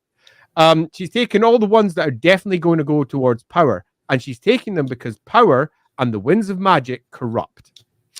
Yep. And that's the thing, is that when they disappear, the boys don't come back, but we'll talk about them in a minute. Yep. But the girls will come back. Some of them, not all of them, but some of them. And the some that come back are noted to have been personally tutored by the Fey Enchantress. And some legends and myths, they might even be tutored by Maple. the lady herself. Thanks, Maple. Appreciate it. Thanks. You rock. But when they come back, they are very powerful wizards. And what's interesting is that another weird thing about the lady is that we've been talking a lot about her mortal servants and such with the Grail Knights and now the Damsels. The lady is a human god, supposedly, and yet she does not have priests, which is super fucking weird because every single other god has priests that humans worship, but not the lady. The lady has representatives, and it's so enormously different. They don't have a gathered cult which is blindly shouting into the ether in the hope that they can influence a god who may be mercurial and, in some respects, by many outsiders' views, even evil. Gods are difficult at the best of times, but not the lady. She's reliable. She has a very certain set of ethics, and as long as you live by those ethics, not only is it going to turn out the best that it possibly can, you will be blessed. Certain children go to serve this goddess in the other world, as it's sometimes referred to in some of the books. And some of those will come back. Her representatives return. Hey, Philippe, thanks so much. I think, does the Lady or the Fae mourn their fallen champions? Do they perform rites? There are burial rites and there are funerals. And Cult of War still exists as well. That's something that is forgotten inside the studio output, but is often picked up in some of the other lesser influential pieces. But the god More does exist out there.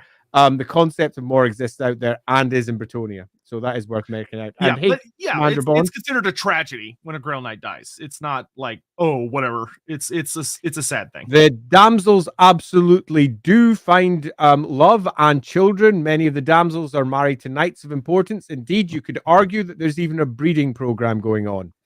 Yeah, damsels get around. yeah, they absolutely do. The damsels are the representatives of the lady, and they are all super magical. They are capable of casting spells. They don't do faith-related miracles. They don't appeal to the god and have things happen. They use actual magic. And I can't express how different this is from all of the other human gods. This is what elves do. This is what most other species do. Elves have a different view of how magic works, where magic comes from. They view it as a gift from the gods. So do the damsels. The damsels realize that they've been empowered to speak, so to speak, and they can cast their magic, and they're trained to do so by the lady and other damsels. As to exactly how that occurs, it's left somewhat vague, although it is answered in a couple of the stories that you find here or there, and what happens beyond space and beyond time, because it's also worth noting that they literally move beyond space and time as we recognize it, as we move towards a higher fantasy concept, and it's quite possible a Grail damsel will return 500 years after she was taken to be trained. They don't come out immediately, as in 20 years later. Oh, I've been trained. I'm arriving. Hey, mom, hope you're doing well. They're indeed often removed from their families to ensure that they have fewer emotional connections directly through to those that may make them act in a different way, because these people are arguably super dangerous. And they have taken exactly the same route in Brettonia that Kislev took. In Kislev, it is deemed that men are not safe with magic because of basically how men work. Men are more violent by nature or something else by nature or whatever. Women work differently, safer with magic. Whether that's true or not is entirely up to your own version of the setting, but Brettonia very much views this. Men cannot be let out to do their own thing if they have such power. Magic is corrupting, and the corrupting nature of power works really well with men. Really, really well. Meaning that the colleges of magic, as they stand up in the Empire, Brettonia looks at, particularly with its damsels, and go, that's going to constantly create men that fall. Not all men will fall. Obviously, not all men will fall, because not all men will fall.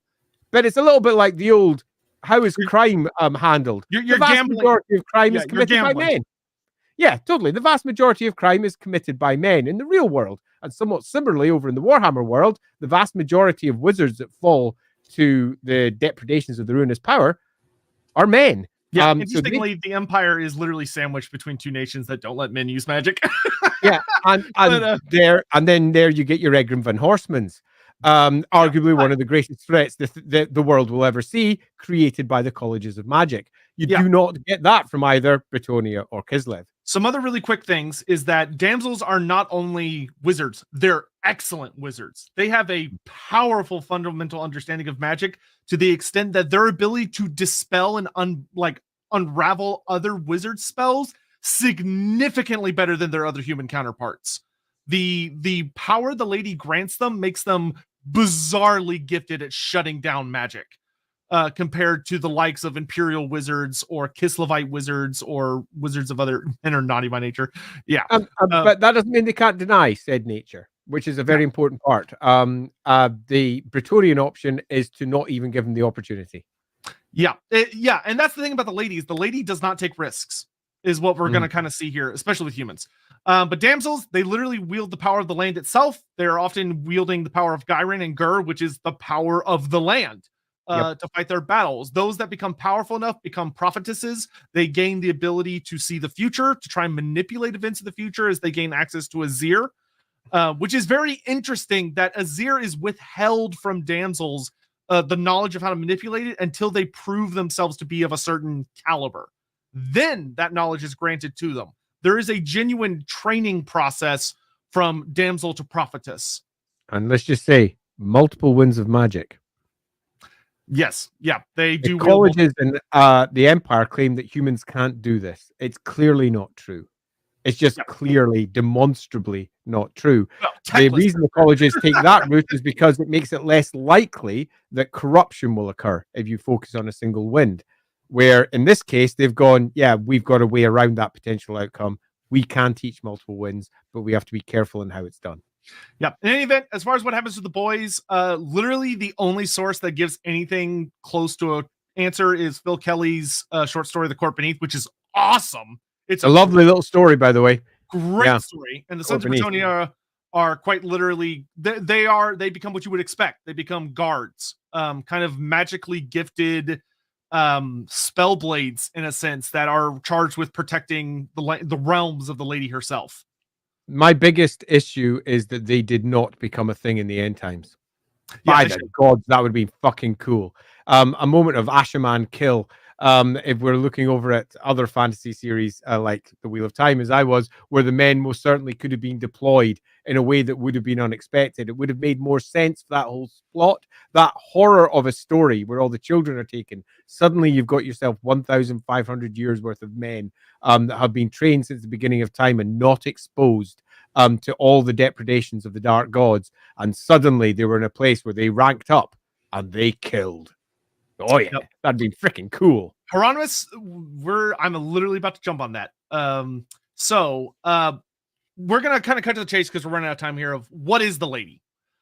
So we've talked a lot about her strictures, the way that she handles humans, how she's kind of mysteriously been talked about. There's a lot of myth stuff. She's very mysterious. She's kind of vague, like she's recognized as divine by elven gods, which elves are very particular about what they acknowledge to be a god and what they don't. They're very picky about it. And the lady, to her credit, in Wood Elf stories, there are times where a lot of people think, especially if you go with the problems that showed up in 8th edition, where I'm not saying this to like shit on him. Matt Ward was given a lot of control over the elves. And one of the things that he kind of borked up, I really think, was the lady, where Matt Ward is really the force that took the lady and said, oh, she's Lilith. Like that is his brainchild. And it just I may be thinking, but ignoring that whole bit, because we're going to explain why that's not correct here in a second. Damn straight we are. What is interesting is that the lady is, hey guys, you two raw, you need to consider doing deeper dives in Warhammer history. It's hard to find specific Warhammer history. I mean, that's kind of what Medieval Plane would have been a fun one. You like the Battle of Medieval Plane? Yeah, well, we're going to be heading, as we move towards the end of this episode, we will be mentioning we're moving into a new season next year. And who knows? We might take a couple of different angles as to how we approach some of our lore drafts. Famous battles could be fun. That would be super fun.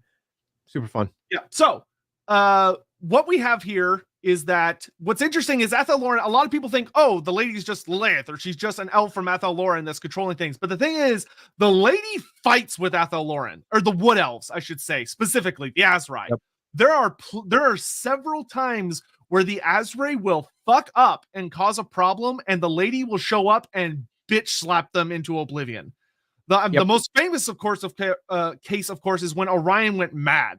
There was one particular time when Orion's reincarnation did not go super well. There were several issues that occurred because of it. There's a whole trilogy of books dedicated to it that are very fun. And Orion loses his shit, and he goes on a horrible wild hunt would have potentially destroyed a lot of Brettonia. And when he gets to the city of, I think is it Paravon, where he finally gets, I can't remember exactly what city. I thought it was Canal. I can't recall.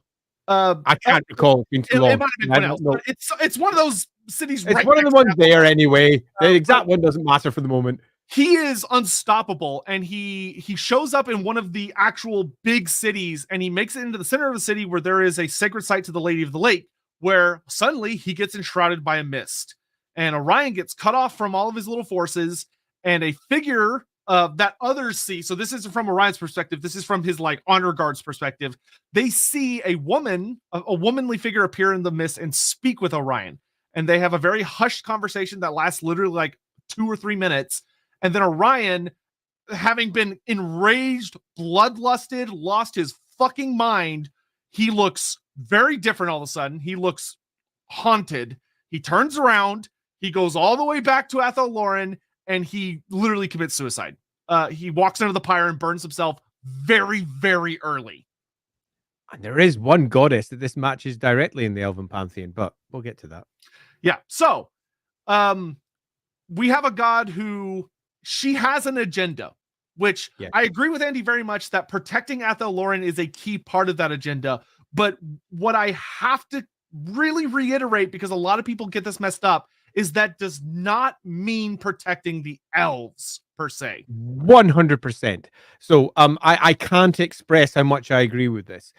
She is a god that is interested in protecting the Brettonians and everything that they offer that allows other things to be protected.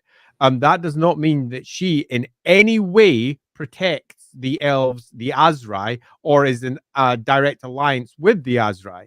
That also doesn't mean that she's not going to protect Athel Loren. Athel Loren is important. Athel Loren's super important, in fact. Way more important than many of the books realize when people are quite willing to destroy bits without any real awareness of exactly what that means.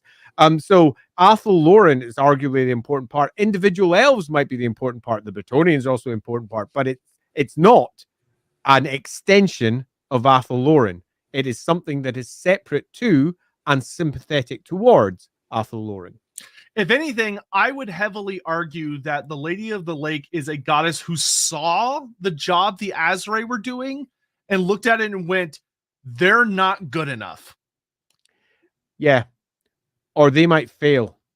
And arguably, they had failed in that Athel Loren very possibly could have fallen before Gilles, the Uniter, came along and pretty much saved their ass from the enormous amount of troubles that were wandering around the world at that point. The Greenskins almost certainly were going to take the place, but they didn't because the Brettonians saved their ass. Yeah, and there's a really interesting number of points where a lot of people know the Wood Elf perspective because the Wood Elves were lucky enough to keep getting expanded lore, and Brettonia unfortunately didn't. But the Wood Elves, a lot of people, Brettonia was kind of the punching bag for a lot of factions, especially because they didn't get their own book, which allowed them to have their own perspective. But the Wood Elves, a lot of people go, oh, well, the Brettonians are just being manipulated by the Wood Elves into being their shield, and they're just human slaves or human puppets, and they're being manipulated, and the Wood Elves are benefiting, and yada, yada, yada. And it's just not true. That's not their relationship. Yeah, now, do the Wood Elves think that's what their relationship is? I think that's much more fair to argue. I think there are a lot of elves, are very much Ariel and Orion, who view Brettonia as a speed bump. You know, they view it as something to slow down a problem that's rushing towards them. It's exactly how the Aeonir perceive the Empire. In many respects, it's how the Empire perceive Kislev. Everyone that stands between you and an enemy is going to be seen as a potential buffer. And Brettonia makes a marvelous buffer, particularly given just how strongly they adhere to a set of rules that makes it much less likely that they are going to fall to the depredations of the ruinous powers. They are almost a perfect speed bump in many ways. And for many elves who look on, they'll be pretty delighted that they're there in the first place, while simultaneously having nothing but utter disrespect and contempt for them, because they're Azrai, and the Azrai are not necessarily the nicest folk. Yeah, so that leads us to the really important part of this discussion where Andy's going to go on a little big thing here, which is that there is a character, because that one of the big mysteries always of Warhammer Fantasy is who is the lady, right? Yep. There are all these little tie-ins various around. We know, based on what we've talked about, she has a very strong elven allegiance. We know this is a god who has physically managed to manifest in the world, which is really important because there was a time period where gods could theoretically kind of get away with that. And then the whole chaos incursion shit happened, and the gates got sealed, and the vortex sucked magic out of the world, and shit got really messy. And from that point on, for a god to manifest takes really specific circumstances, but the lady cheats that system, which she uniquely alone is doing. The Great Horned Rat wants to show up, there has to be a giant fuck off ritual. Or Ariel and Orion want to show up, they have to have mortal incarnations they can possess functionally. Like, other gods want to show up, they have to, there has to be a priest that does this really big thing and they can possess him for a couple seconds, or else they're gonna fry his brains. But the lady, no. She'll show up herself. Even Lilith, I want to tackle Lilith real quick of how do I know Lilith is not the lady? Because Lilith shows up in dreams. Because Lilith knows she can't violate that rule. She's in the realm of the gods and she obeys Assurance rules technically. But she gets around her father's rules by going through dreams.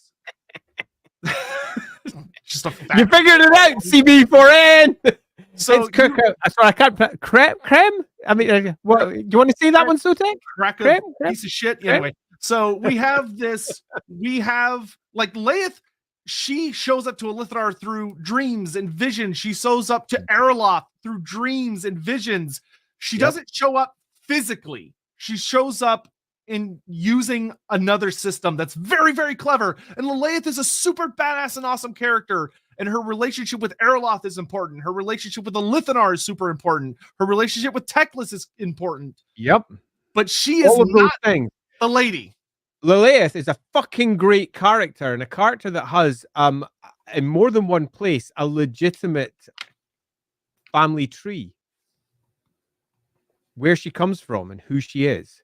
Lilith most certainly isn't the queen of the gods, arguably, depending upon how one wants to look at it. But one god in the Elven pantheon who was a lover of Azurin, the judge who sat above all the gods. The emperor of the heavens. Black and white, the emperor of heavens. when the Emperor of Heavens laid judgment upon the gods during the Great Cataclysm and said that the gods would no longer be allowed to walk the earth again. Ever. Including himself. He would not return. Although he does find a way to break that later with an Aryan. We'll worry about that later. There is no coming back, except for one. His lover, arguably his wife, Ladrielle. The goddess of lost things, the goddess of wandering from place to place, the goddess of shadows, the goddess of mist, the goddess of persuading Azurin to let her stay. And why? Now, the stories around Ladrielle are very small. There's a few here and a few there because she is by her very nature the goddess of mysteries. The goddess who is responsible for doing something so enormously important that Azurin went, you know what? Yeah, good point. You can do it, but there's going to have to be rules. Oh, hey, Jonathan, let me just pull this one up there. Which characters? Oh, guys, you think are the most likely to doff a fedora and say, it would be Nurgle. Nurgle would do that in a heartbeat. Like, look at him. Yeah. We have not just a clear character to fulfill the role of the lady, literally. Oh, I didn't see the cheer there. The other gods and goddesses once have a present. Super expensive rituals might listen. Help Lady of the Lake wants to pick her pog champs, apply prayer, and be chivalrous. Sounds like a skill issue with the other gods. Yeah, but listen to why. So we have one god who is positioned as an elf god who is not only given dispensation to wander the world, but definitely does. Definitely. That's the whole point of this goddess. And when we look at what happens with the Brettonians, they have been given a host of unique powers like the elves. The god that's working with them is working on the same way that the elves view magic, that the elves treat magic. The elves believe magic is a gift from the gods. And the gods taught them how to manipulate and use it because the elves themselves were safe. The elves, however, believe that mortal humans cannot use magic safely because they are going to be open to corruption. It turns out so does the lady. The lady thinks exactly the same thing. She takes in all of the children who can use magic. She lets some of them back, the ones that she determines are actually safe. She doesn't let them all back. She only lets some back, and it's only the women, because the men, by their very nature, are more likely to turn to aggression, more likely to potentially fall to one of the dark gods. So she keeps them as a potential weapon for later, outside time and space, because she's a literal fucking god. She lives in another world. She lives in another realm entirely, and she can wander where she wishes. All of the things that the lady does match the character of Ladrielle. Orion is lost. Completely lost. She is the goddess of lost things. She finds things which cannot be found. She goes and speaks to Orion and she says, hey, dude, you've lost it, man. This is what you should be doing. And Orion recognizes the lady for what the lady is. Ladrielle, the patron goddess of exactly what's up with him. As he goes, yeah, fair enough. Okay, I'll go do what I should do. Off goes Orion. Cut a long story short, because of where we are with the time, Ladrielle matches every single one of the character traits of the lady bar one. Everything that she orders humanity to do match Ladrielle's entire character bar one.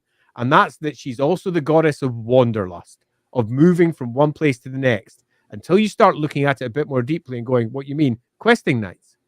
Yeah. Oh, you mean questing nights?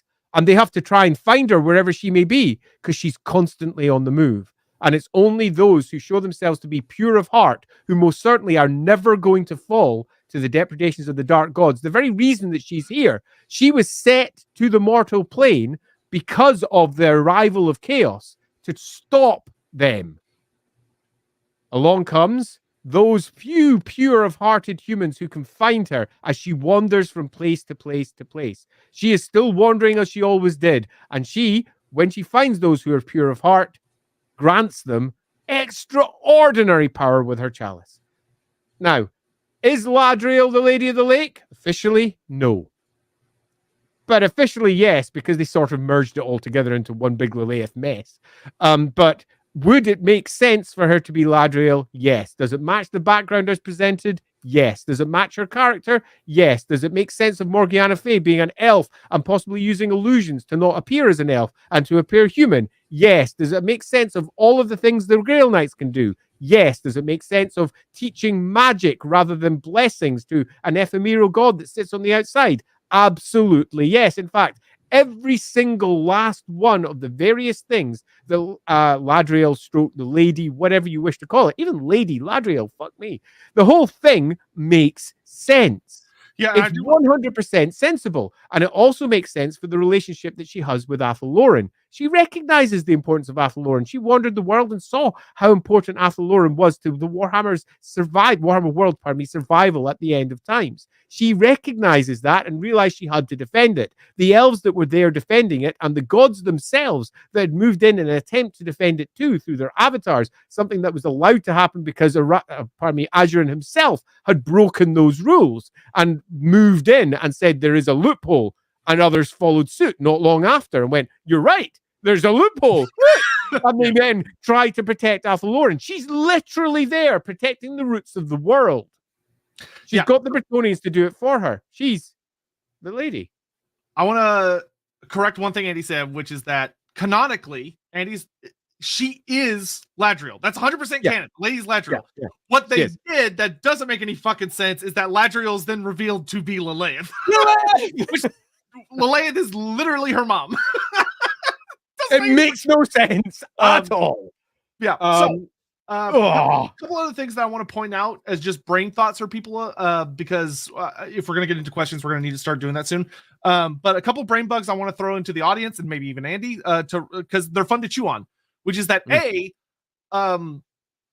when she came to the mortal plane, like Andy was saying, there had to be a caveat, there had to be a binding, there had to be a rule. And the rule seems to very much be that the lady was bound to the land of Brettonia itself, long before the Brittany tribes got there, maybe even before the elves got there. The evidence of the Lady of the Lake being in the area since the beginning of time is definitely there. Yeah. So we have a goddess who is bound to a particular landmass, which we see is not necessarily super uncommon with the same thing with the Ancient Widow, who is bound into the land of Kislev. Yeah. And there very well could be, and we talked about in I forget which stream it was actually. I think it was the Hag stream about the Ancient Widow and perhaps a relationship between her and the Widowmaker, the Sword of Cain, and the Elven Pantheon, which the fact that her and Ladrielle have a similar system, I don't think is necessarily coincidence. But furthermore, the Lady of the Lake, one of the things I find the most fascinating is Athelloren is right fucking there. Elves for hundreds of years lived in Brettonia, and yet she did not go to them. She went to men, humans, above elves, which suggests something fucking fascinating. That Ladrielle, despite being what we, always consider an elven god, looked at the elves and said, they are not suitable for the purpose I have. Yeah. I would go slightly further, and I would say that this is one of the clear moments where there is a segment of the fan base that don't like conflating gods. There's a segment of the writing base that don't like conflating gods.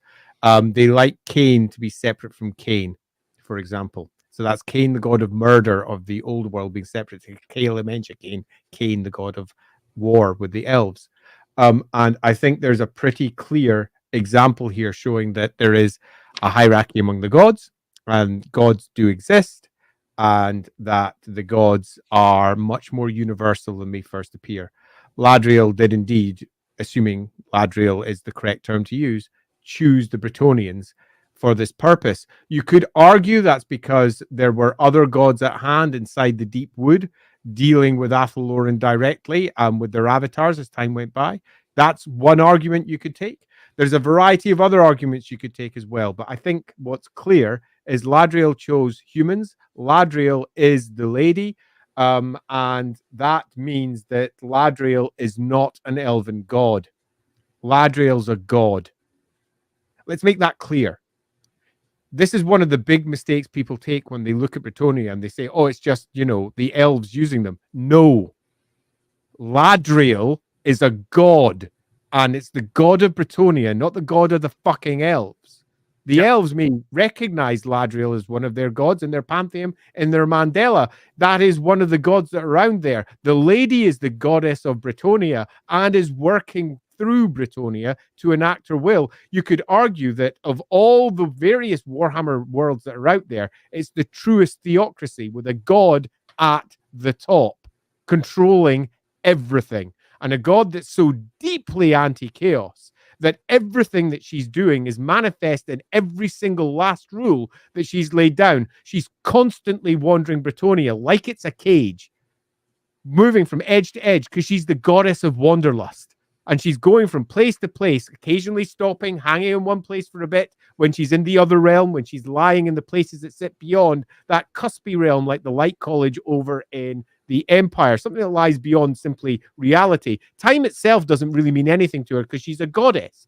And the only way to find her is to pursue her as she goes from place to place. Which misty grove will she be in this week? Who knows? Off go the questing nights. And sometimes, contrary to some of our suggestions, she's found outside Brettonia. Rarely, but sometimes. Because some questing nights go out beyond and find her in an unexpected place.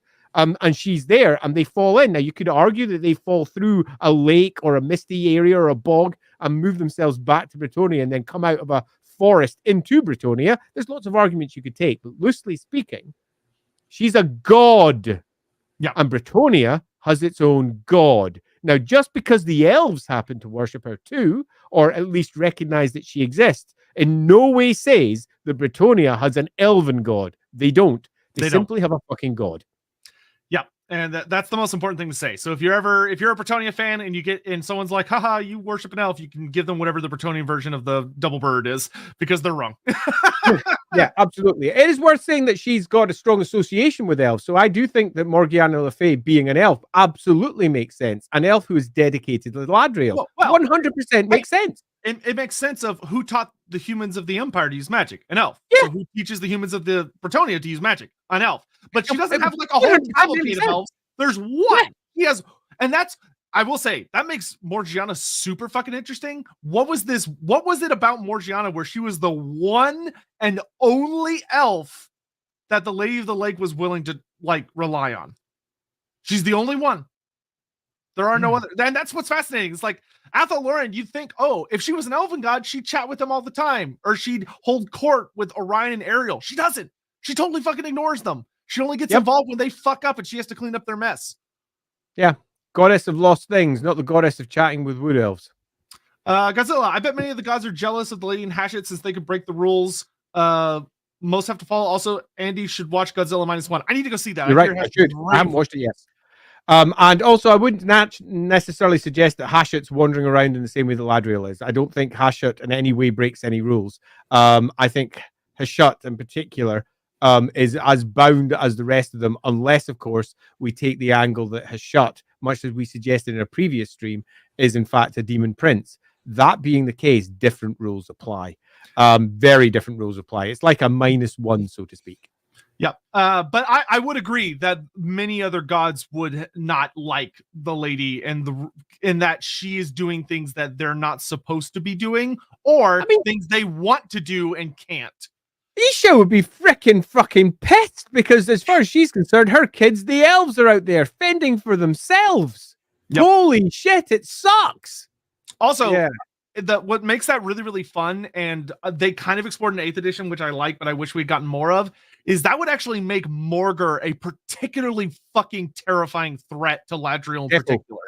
Yeah, because he's literally the devourer of gods. Like he's a fucking spooky character. Anyway, Hammond, clearly the Lady Ladrielle Lilith have an Alabama relationship with Erloth. I don't understand why you keep trying to. It would be if Aisha was screwing him. Not anyway. I'm moving on. Hey guys, great work as always. I'm wondering, are there any examples of peasants becoming Grail Knights? Yes, 3 have done it that are openly acknowledged. The one that's super badass, well, a Grail Knight. Okay, I'm going to go further on this one. I'm going to say that all the lore that you hold dear to yourself as a Brettonian player is about to be rewritten. and relatively heavily. Bretonia, as presented by the 5th and 6th edition of Warhammer, is a deeply misogynistic place where women have a particular role and men have a particular role. And that's how it's laid out. And women may have positions of power, ultimately are responsible for orchestrating the politics of Bretonia, where the men are responsible for actually doing it, so to speak. Nevertheless, there is some real problems in terms of who can and can't be a knight in a way that makes literally no sense for a world where gods freaking exist. Anyone could drink from that grail. Doesn't matter who you are. And if you drink from that grail, you are going to be fucking astonishingly powerful. It doesn't matter if you've got a slightly bigger muscle in one of your arms or not. It doesn't matter if you're male or female or what might hang between your legs. This is a magical realm, and that's already changed. The newest versions of the models that are coming for Bretonia have female knights. Multiple ones. At the front of the cover for the new book has a big, huge female knight. The whole setting has significantly changed for Brettonia, which means that we might see other small changes coming too. So be ready for that. Yeah, the thing that doesn't make any fucking sense is how Rapunzel could have happened, and she wasn't hiding. Like, she didn't pretend to be a guy. Like, she was openly a woman the entire time. She becomes the Duke of Lyonesse. Like, she's a huge fucking deal. And then nothing changed? Like, what? Yeah, literally nothing changed. It's mental. The woman of war, Rapunzel, the damsel de la guerre, or whatever they called her, the one woman who becomes a great, nonsense. That is something that I don't just expect to be undermined and rewritten, particularly for a modern era. It will be. And it's one of the biggest issues Warhammer has as a whole, and that's that it's so grounded in the real world sometimes that they forget it's not the real world. And writers often forget this. They forget that gods and goddesses and all manner of crazy shit exists, which empowers people equally. It doesn't matter where you came from, what your gender may be, how you express yourself, or how you perceive yourself. It literally makes no difference. If the power is coming, the power is coming. Grail Knights are as likely to be women as they are to be men, because they're as likely to have a pure heart and as likely to appeal to the lady and Ladrielle and not have magic, which would make them a damsel, as anyone else would. So I think this is something that, if it's not properly rebalanced, definitely should be. Yeah, but I will say, I don't recall there ever being a story of a peasant becoming a Grail Knight. It's happened only 3 times. But Grail Knight, I don't recall. I don't believe Rapunzel did not ever sup from the Grail. I believe she technically was like, she reached like questing knight status, and then she became a duke, and she just stayed as a duke. Or duchess, I guess. How would the Brettonians react if they found out her true identity is the elven god? So we're really strict on time, so I'm gonna say this. We already went over, she's not really an elven god, but she's not an elven god. Yeah, however, what would the Brettonians do if they found out she was not what she presented herself as? That is the whole point of Malobod. Malobod, the black serpent, who the lore is a kind of cheeky about it because they don't like to just reveal it, but he's the bastard son of Lewin. Which really opens some really interesting doors that are never explained, but I really wish they were. But Malobod is like a super big badass. Everybody likes him. He's super kick-ass. He wants to be just like his dad. He goes out, he does the questing, he does the quest, he's awesome. He finds the Grail. He meets the lady, and he drinks from it, but he doesn't become a Grail Knight. Something weird happens. He doesn't die, because supposedly if you drink from the Grail, only one of 2 things will happen. If your heart is pure, you become a Grail Knight. If your heart is not pure, you instantly die. But he didn't. Instead, when he drank from it, he looked up at the lady and he saw her for what she really was, is the way it's worded. And he was enraged. He felt betrayed, and he emerged from the forest of Arden, I think is where he was. No, he was in Musion, actually. He emerged from just a forest just outside Musion, and he was raving about how Brettonia had been used, Brettonia had been manipulated, the lady wasn't what she said she was, and that he needed to save his people from this liar, this monster that was abusing them in their faith. And he literally goes on a war to abolish the worship of the lady, because he believes that she is something sinister, evil, and manipulative. And she is. Let's be blunt. Ladrielle is the goddess of lies. that's not often discussed, but she is. She will say anything that needs to be said to get the outcome that she wants. So he's not wrong, while simultaneously he's 100% wrong because she is their god. She has laid out their rules, and who is he to fucking judge why she made those rules in the first place? She made them for what she perceives to be very good reasons, and he is basically arrogant and putting himself above the goddess that he perceives to be doing something wrong. In this case, she is actually doing the right thing objectively and honestly and clearly, while simultaneously using lies and mist and shadows to achieve those outcomes. Her great curse, you could argue, is that she is the goddess of lies because it's a necessary component of what she's doing. And thus, ultimately, any who know her will never truly trust her. That being the case, it's a perfect outcome. Lovely story. Works really well. But on this one, how would the Bretonians react if they found out her true identity as an elven god? I don't think they would. They just simply wouldn't believe it. They have so much faith. They're so certain. And they're right in their certainty because the goddess that she is fully supports them.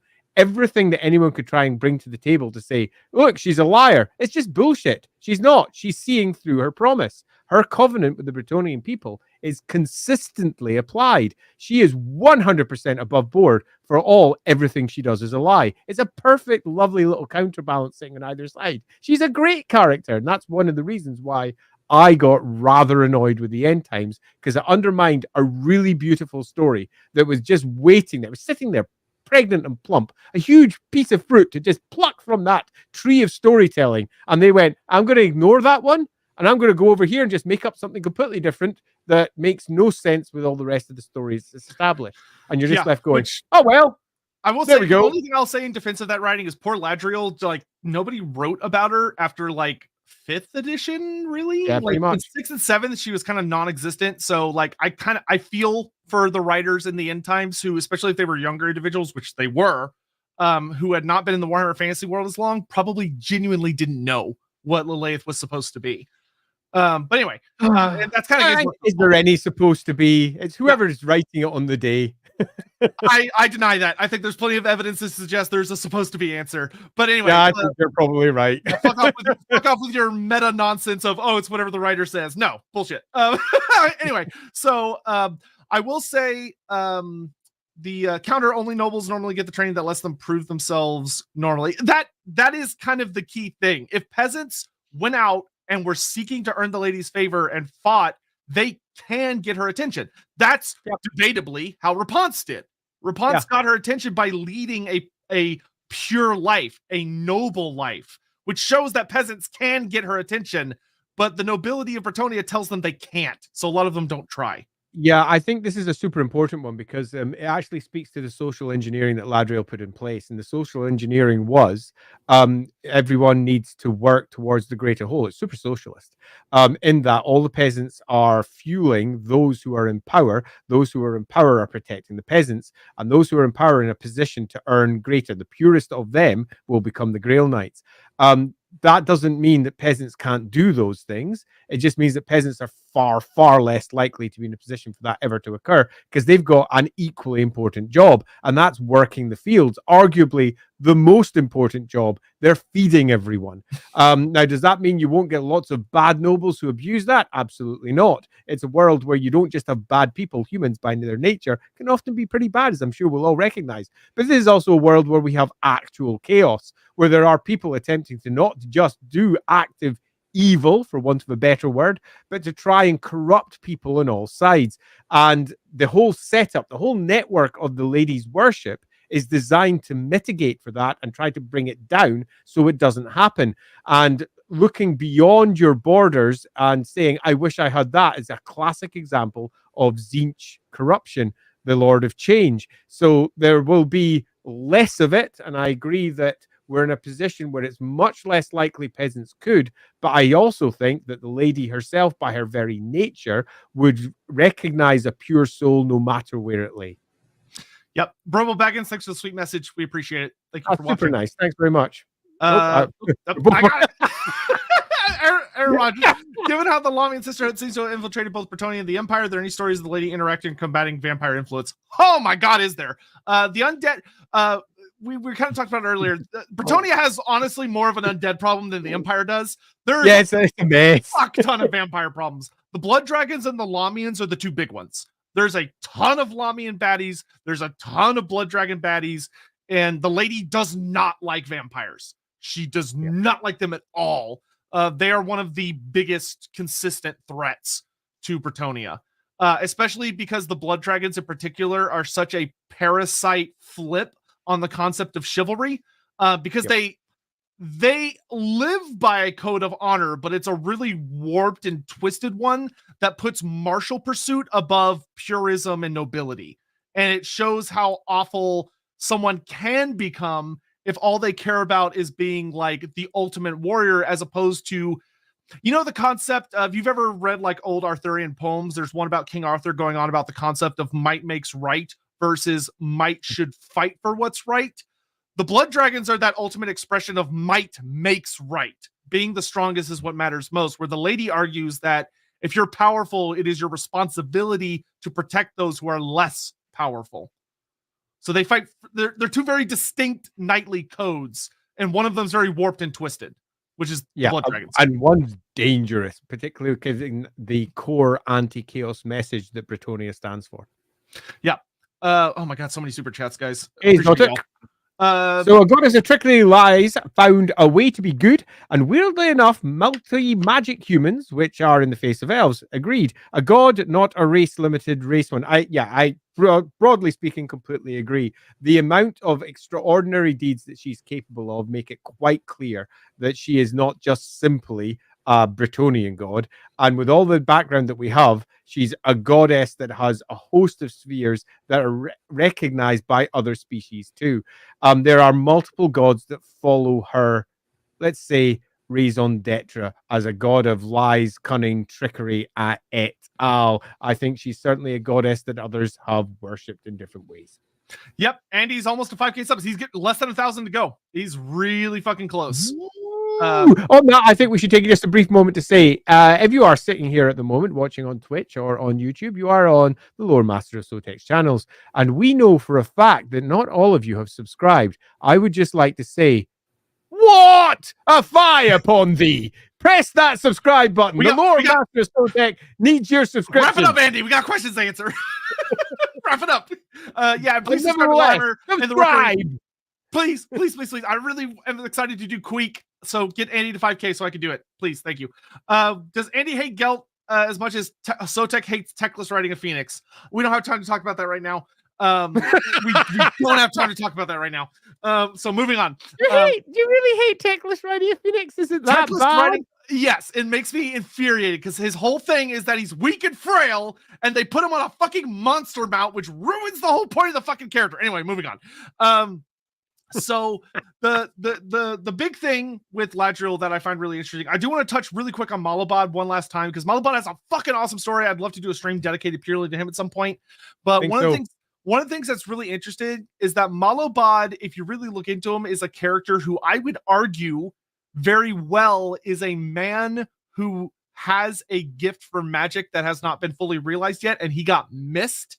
And when he drank from the grail, that allowed for him to have a very unique interaction with it, which allowed him to see through it. But the thing I really love about it is, if you listen to everything that Andy talks about, Ladrielle, or the Lady of the Lake, comes off very much as a goddess who is ultimately trying to do the right thing, but runs by a very ends justify the means from a very God perspective of, like, there are a lot of horrible small sacrifices and things that must be done in order to defeat chaos or hold chaos at bay, that a human would look at and we would go, that's unacceptable. Like, even for defeating chaos, that is unacceptable. This cannot be the right way. There has to be another way. Malabad is that character, which is what makes him so fucking good, is that he is a character that sees it for what it really is, but he misses the forest for the trees. He sees the atrocities on a human level through human emotions and a human spectrum, and he goes, this is evil. You are evil. Without the lady really being able to explain to him what she's trying to do from a God perspective. And granted, even if she did, he might still disagree with it because humans are stubborn. And, you know, there are a lot of humans that say, well, it would be better for us to die than to do this.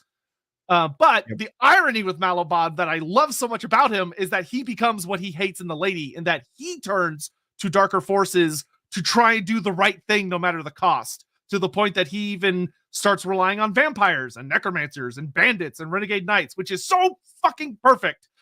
He is literally one of my favorite, like, David to, like, if the lady is kind of Goliath, he's created in her image, but in the worst possible way, which is mwah. Oh, it's so good. Anyway, sorry, moving on. What happened when Malabod tried to kill the lady? He went into the fog and missed. Oh my god. I don't want to do Lorebeards anymore. This is the last season. Oh yes, okay. So Total War changes for Brettonia and how the lady works in Total War Warhammer 3. I really like where Brettonia is at overall in Total War Warhammer 3. There are a couple of big things I'd like to change though. One, the Green Knight should be able to show up anywhere. Like, his army ability should be you activate him, and then any battle you go into, you summon him, and he just comes riding out of a cool forest effect, because that's how he works, is that he literally just shows up anywhere and everywhere. He shouldn't be a hero that attaches to an army and he's just kind of there before he leaves, which is weird. That's bullshit. Yeah. It was a limitations of the Warhammer 1 engine. They could do better now. They should do better now. The second thing is they should add more units. The Sons of Brettonia would be super fucking badass. They are literally magically gifted, kind of like Grail Knight level fighters that wield like tridents and crescent harpoon type looking things, and they ride Kelpies. Fucking awesome. Give them to me. Awesome high tier heavy cavalry in it. Also, Truffle Hounds. Brettonia Truffle Hounds are awesome. They're super fucking terrifying. Also in the lore, they're hilarious because as they're not trained to do this, as an instinct, they attack the nuts of anything they fight. Like person, beastman, they go for your nards. They're terrifying. Gary, absolutely correct. Everyone subscribe to Loremaster's channel now for all the lore. No, really, please subscribe to the Lawhammer channel so I can release some good lore. Yeah, obviously that too. Run a 12-hour stream. Maybe we could do that for charity one day or something similar, because, you know, I have done 24-hour events once. I don't intend to do that. Yeah. 12 hours. Imagine 12 hours. And then the last few things is the faceless / Hemeralts. So like really hardcore scout archers, especially if they ever wanted to do the Robin Hood guy in Warhammer, whose name I'm blanking on. Bertrand the Brigand. Super fun character. He's awesome. Yeah, that's what I would do for Brettonia for the most part. Like systems wise, I think they're really fine, to be honest. But I would just add more things to their faction and tweak the Green Knight a bit, and maybe add like another couple legendary heroes or legendary lords, and you're good to go. Also, though, a feature for them that like taps more into their relationship with Shalia would be cool. They have a really big Shalia thing. Yeah, they do. And it's a shame that it's not really done, particularly because Shalia also has a chalice. I was intending actually writing towards that in some of the Brettonian material that I had planned, but sadly, never did. Yeah, there's some hilarious... Oh, go ahead. Hey, Holy Artist, the Green Knight is the best herb vendor in Warhammer. Nice. And Commander Bon, Brettonians have so much stuff in lore and other Warhammer Fantasy Battle media that they could get a really big DLC. I'd love to see the Herohammer and the Brettonians doing their whole Robin Hood thing. I was never a huge fan of the Herohammer. I didn't hate them, but not a huge fan. Yeah, but yeah, you're right. There's all sorts of outlaw stuff that they could do. Yeah, I mean, I always love the Bertrand the Brigand thing of like a group of people who are hunting knights that are not chivalrous, like lords that take advantage of people, but hunting and trying to kill them. Jesus.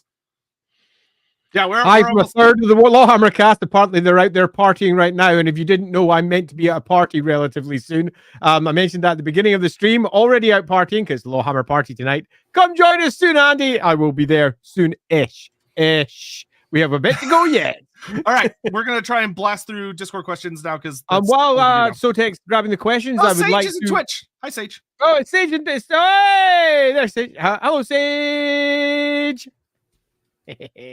I would like to say, having said already that you should go and subscribe to Loremaster of Sotek, you should also go find me, do Lawhammer on some Google engine, and subscribe to every freaking channel you can find, because we do this for the love of the lore, but we also like to eat. Yes, please. So, also, Queek at 5K, and we're less than 1,000 away. Queek at 5K totally. on Queek's Lawhammer. Coming soon. Looking forward to that one. All right, real quick, just blasting through these. Infiltrator Troy says the Lady of the Lake has appeared at multiple lakes. Why is she called the Lady of the Lake as opposed to the Lady of Lakes? Because she was associated with an individual lake right at the beginning was Gilles le Breton, and she has expanded from that. But she was the Lady of the Lake at the first instance, and that was just repeated afterwards. Should Brettonia have naiads as a unit type? Yes, naiads absolutely should be a unit. Yeah.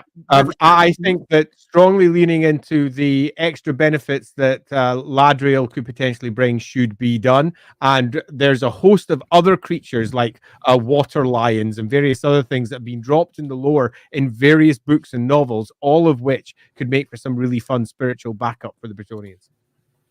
If one god assumes a guise and pretends to be a non-existent god, and this new god then gets enough worship, could that false entity become an actual independent god in its own right? That is a very metaphysical question.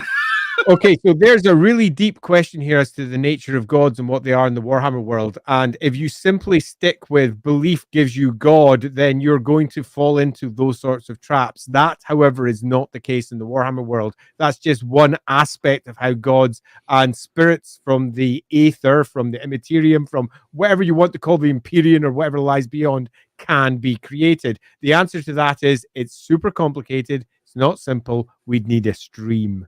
Yeah, it's a fucking like huge mess. There's even like a note of entities that have tried to do that and it never works out. Yeah, we do need more flood protection. Yeah, so much money fixing our fucking house. We need to put y'all on floaties. Who would win to fight a Grail Knight or a basic Blueberry Space Marine? I don't know enough. Question. I don't know enough about Space Marines to feel confident answering that question. I do. And I would happily say that it's a very good question. It would depend upon a variety of circumstances. Space Marines are fucking mental. No other way of putting it. But then Grail Knights are truly, truly awesome. I think under normal circumstance, the Grail Knight would almost certainly have the benefit. Because you can go, oh, he's covered in armor. Yeah, he's got a magic sword that almost certainly goes straight through it. But it depends on the knight in general and the weaponry that they're equipped with. I would say it's a complicated question, and it would probably be fun to answer it. Yeah, there's a whole thing I'd like to do one day of like 40k fantasy interactions, but just because like just to put it very simply, you have to keep in mind that like gods manifest to help out so easily in fantasy compared to 40k. It's ridiculous. Of like Space Marine going, haha, I have a bolter, pew pew pew, and the lady's like, yeah, nah, fuck that. All the bolts just go into the mess and disappear, and then the knight comes out with the mess going, for the lady.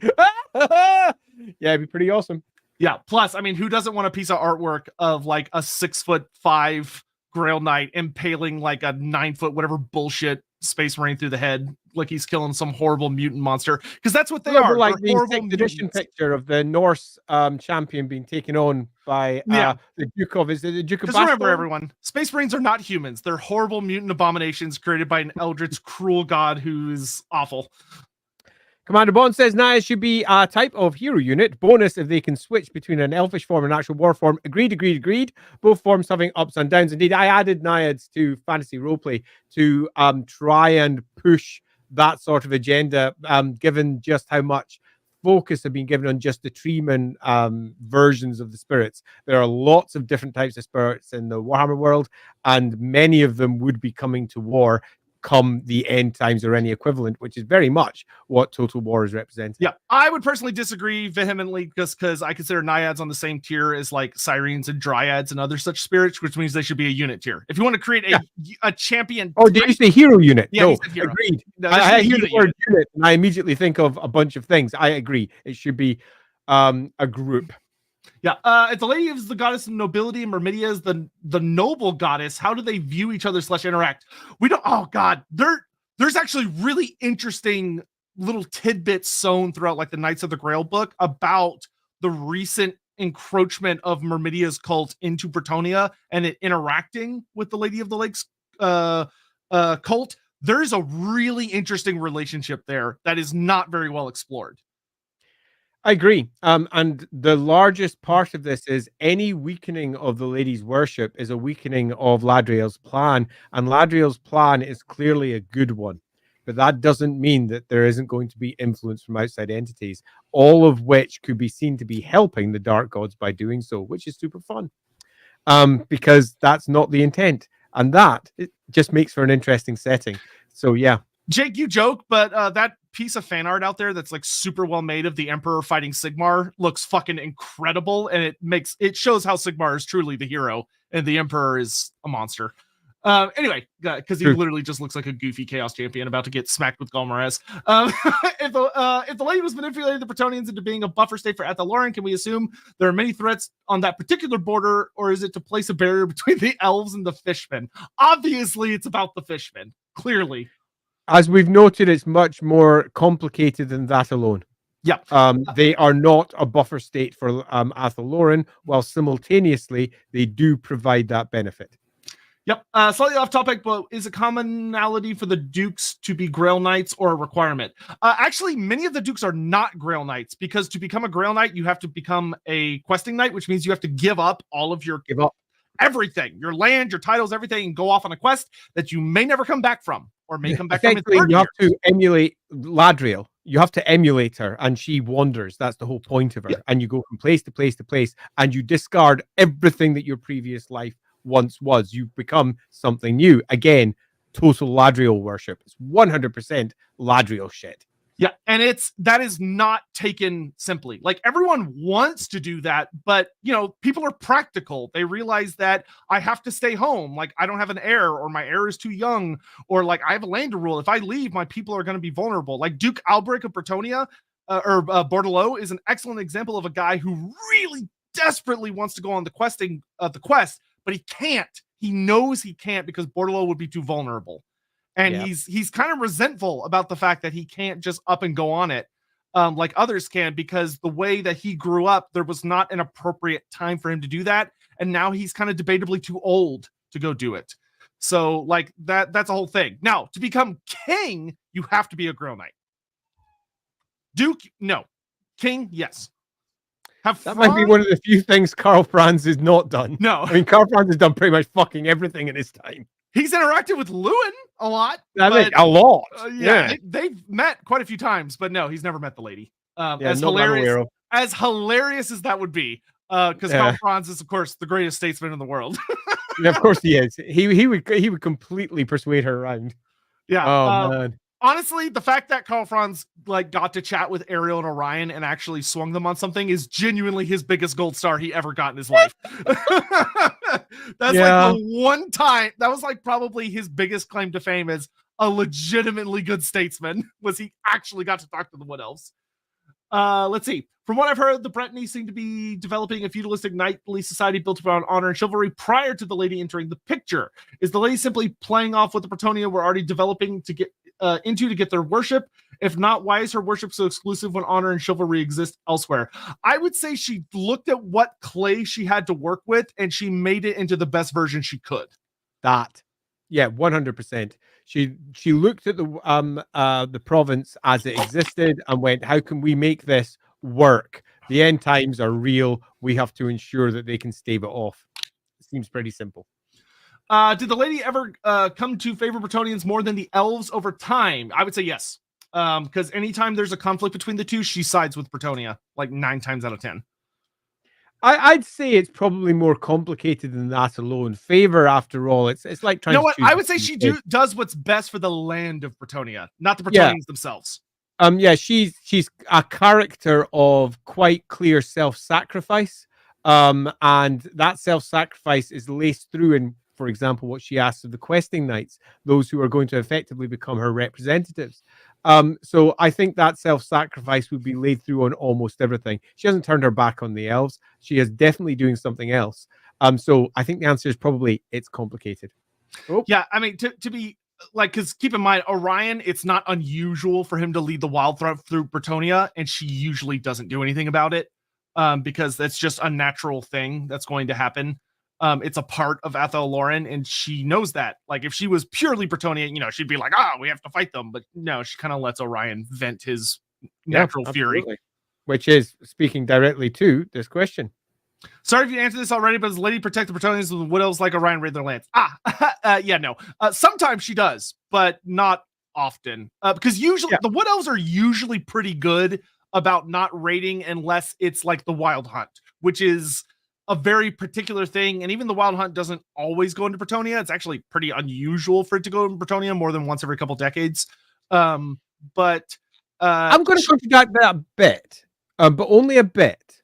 In that the Grail Knights in no way lose their abilities. If they have particular prayers that is going to enact a particular outcome, they come to pass, which means that the lady is not supporting them.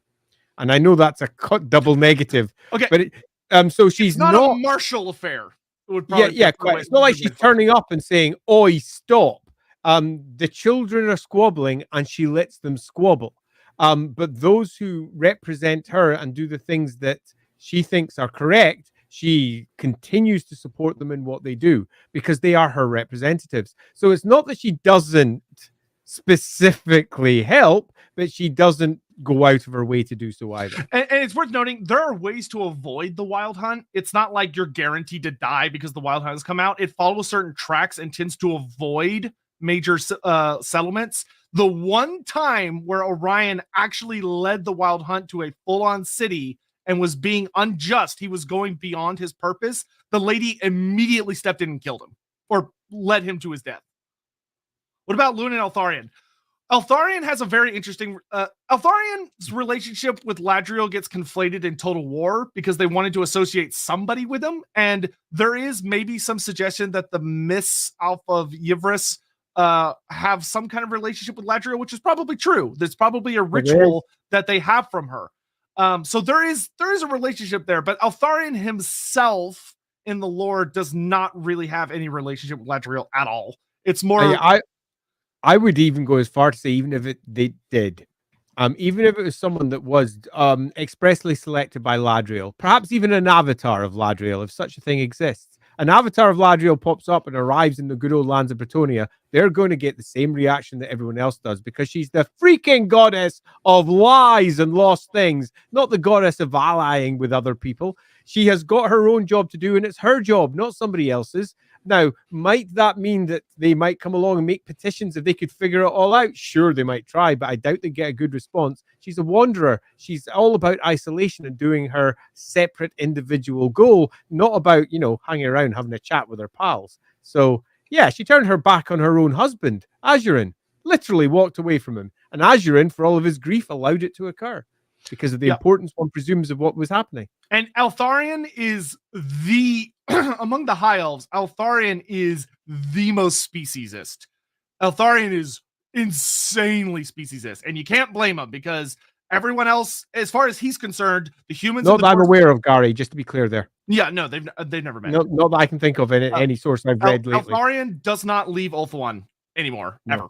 Not in Lewin's lifetime. He fucking hates everyone. Eltharion the Grim for a reason. Yeah, he hates everybody except like Tyrion. That's literally it, because Tyrion's the defender and has proven himself. Hey, Swope. Yeah, strange women lying in ponds distributing swords. Well, she distributed a banner, not a sword. So, and then later a crown. Yeah, she gave him a crown. But yes, if you said that in Brettonia, someone would declare you a heretic and you'd be burned at the stake. How can Brettonians put cannons on their ships but don't use them in battle? Oh, that's actually a great question. This. Fun thing about that is the laws of chivalry apply within reason, is kind of the funny part. If you can't ride a horse across the ocean, which the Brettonians can't, then the laws of chivalry do not apply. Naval warfare is inherently unchivalrous from a Brettonian perspective. The real reason is because when the Brettonian ships were first created, Brettonia didn't have any rules of chivalry.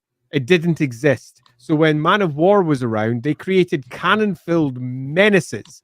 And then they created and recreated Brettonia in the model that we now know. And they went, shit, we better make some justification. Yeah, big old shit. Yeah. Oops. So the weird explanation is that basically the Brettonians really hate black powder because they view them as like an awful expression of unchivalrous warfare. They're also, if they're smart, they probably realize that if they give the peasants guns and cannons, that could be used against them very easily. Is probably not something that, whereas a trebuchet and bows are very not good against knights. But it's basically a religious thing. Yeah. Think we'll see Bertrand Le Breton make a resurgence? I think it's relatively likely at some point if you're talking about Total War. Yeah, especially because he's like a Robin Hood. It's a character that's sitting there waiting to be used. Yeah, very possibly. You often find with these things though that there's a certain amount of user stats lying behind the scenes, and if not a lot of people are using Bretonians, you might find it might not happen for a while. Yeah. All right. Quickly moving on here. Can I talk about the physical place where the lady supposedly has her power that Morgar attacked her? Yeah, it was Silver Spire. We talked about it earlier. Yep. Which, like, God, Morgar. I really want to do a stream on him. He's so fucking scary, but like in all the best ways. Good one. I like Morgar. Are there any prayers or religious practices for the lady that are preached following grail chapels? Yes, sort of. Not through priests, but yes, they do pray. Yeah, there are a lot of prayers to the lady.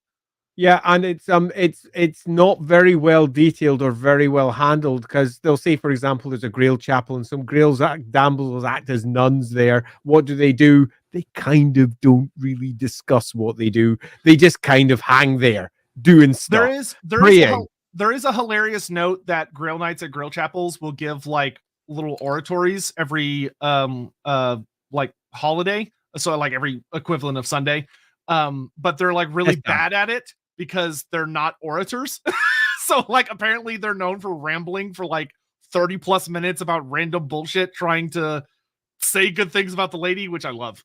Yeah, I think it's something that needs a good retreatment, basically. Yeah. Someone needs to sit down and write it all out nice and clearly and pop that into a roleplay book or equivalent. Is worshipping the Lady Noble exclusive? No, it is not. No. Absolutely not. The peasantry worship the lady as much as the nobles, and everybody has got their place within that particular order. We discussed that earlier.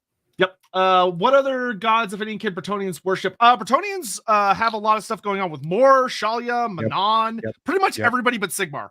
From like Sigmar is Empire specific. The rest of them, though, Ulrich is not really in Brettonia, like at all. But granted, they do not have winters like the Empire does. But yeah, they pretty much have like the rest of the old gods. It's still a polytheistic society. It's just that the lady at the top. Not only at the top, performs the vast majority of the functions that most people require attention for. There, they have the lady to protect them from the gods. Is a good way of thinking of it. Yep. What are the is the Grail simply an Arthurian legend reference, or is there more of a Warhammer-fied reason for its existence? Actually, okay. A, great question. B, the meta answer is that yes, obviously it's just straight from Arthur. But B, in the Warhammer-ification version, the really fascinating thing that I like to think about the Grail, which I don't know if Andy will agree with this, but the Grail, when it's talked about what it's filled with light. Not like water or wine or whatever. It's filled with literal like liquid light. And what is very heavily implied that I very strongly believe, and what makes the Ladrielle fascinating and actually shows that she has a pact with Brettonia, that she makes a sacrifice that is not very well seen, is that I genuinely believe she, in a sense, is almost cutting herself and putting a little bit of her godly essence into this chalice that goes to these knights. She's literally giving a little bit of her essence every time she creates a Grail Knight, which is far more profound than a lot of people realize. Because gods that's quite likely. Yeah, because gods generally don't do that, because that's why introduce a weakness like that. Yeah, Brettonia is special. Yeah.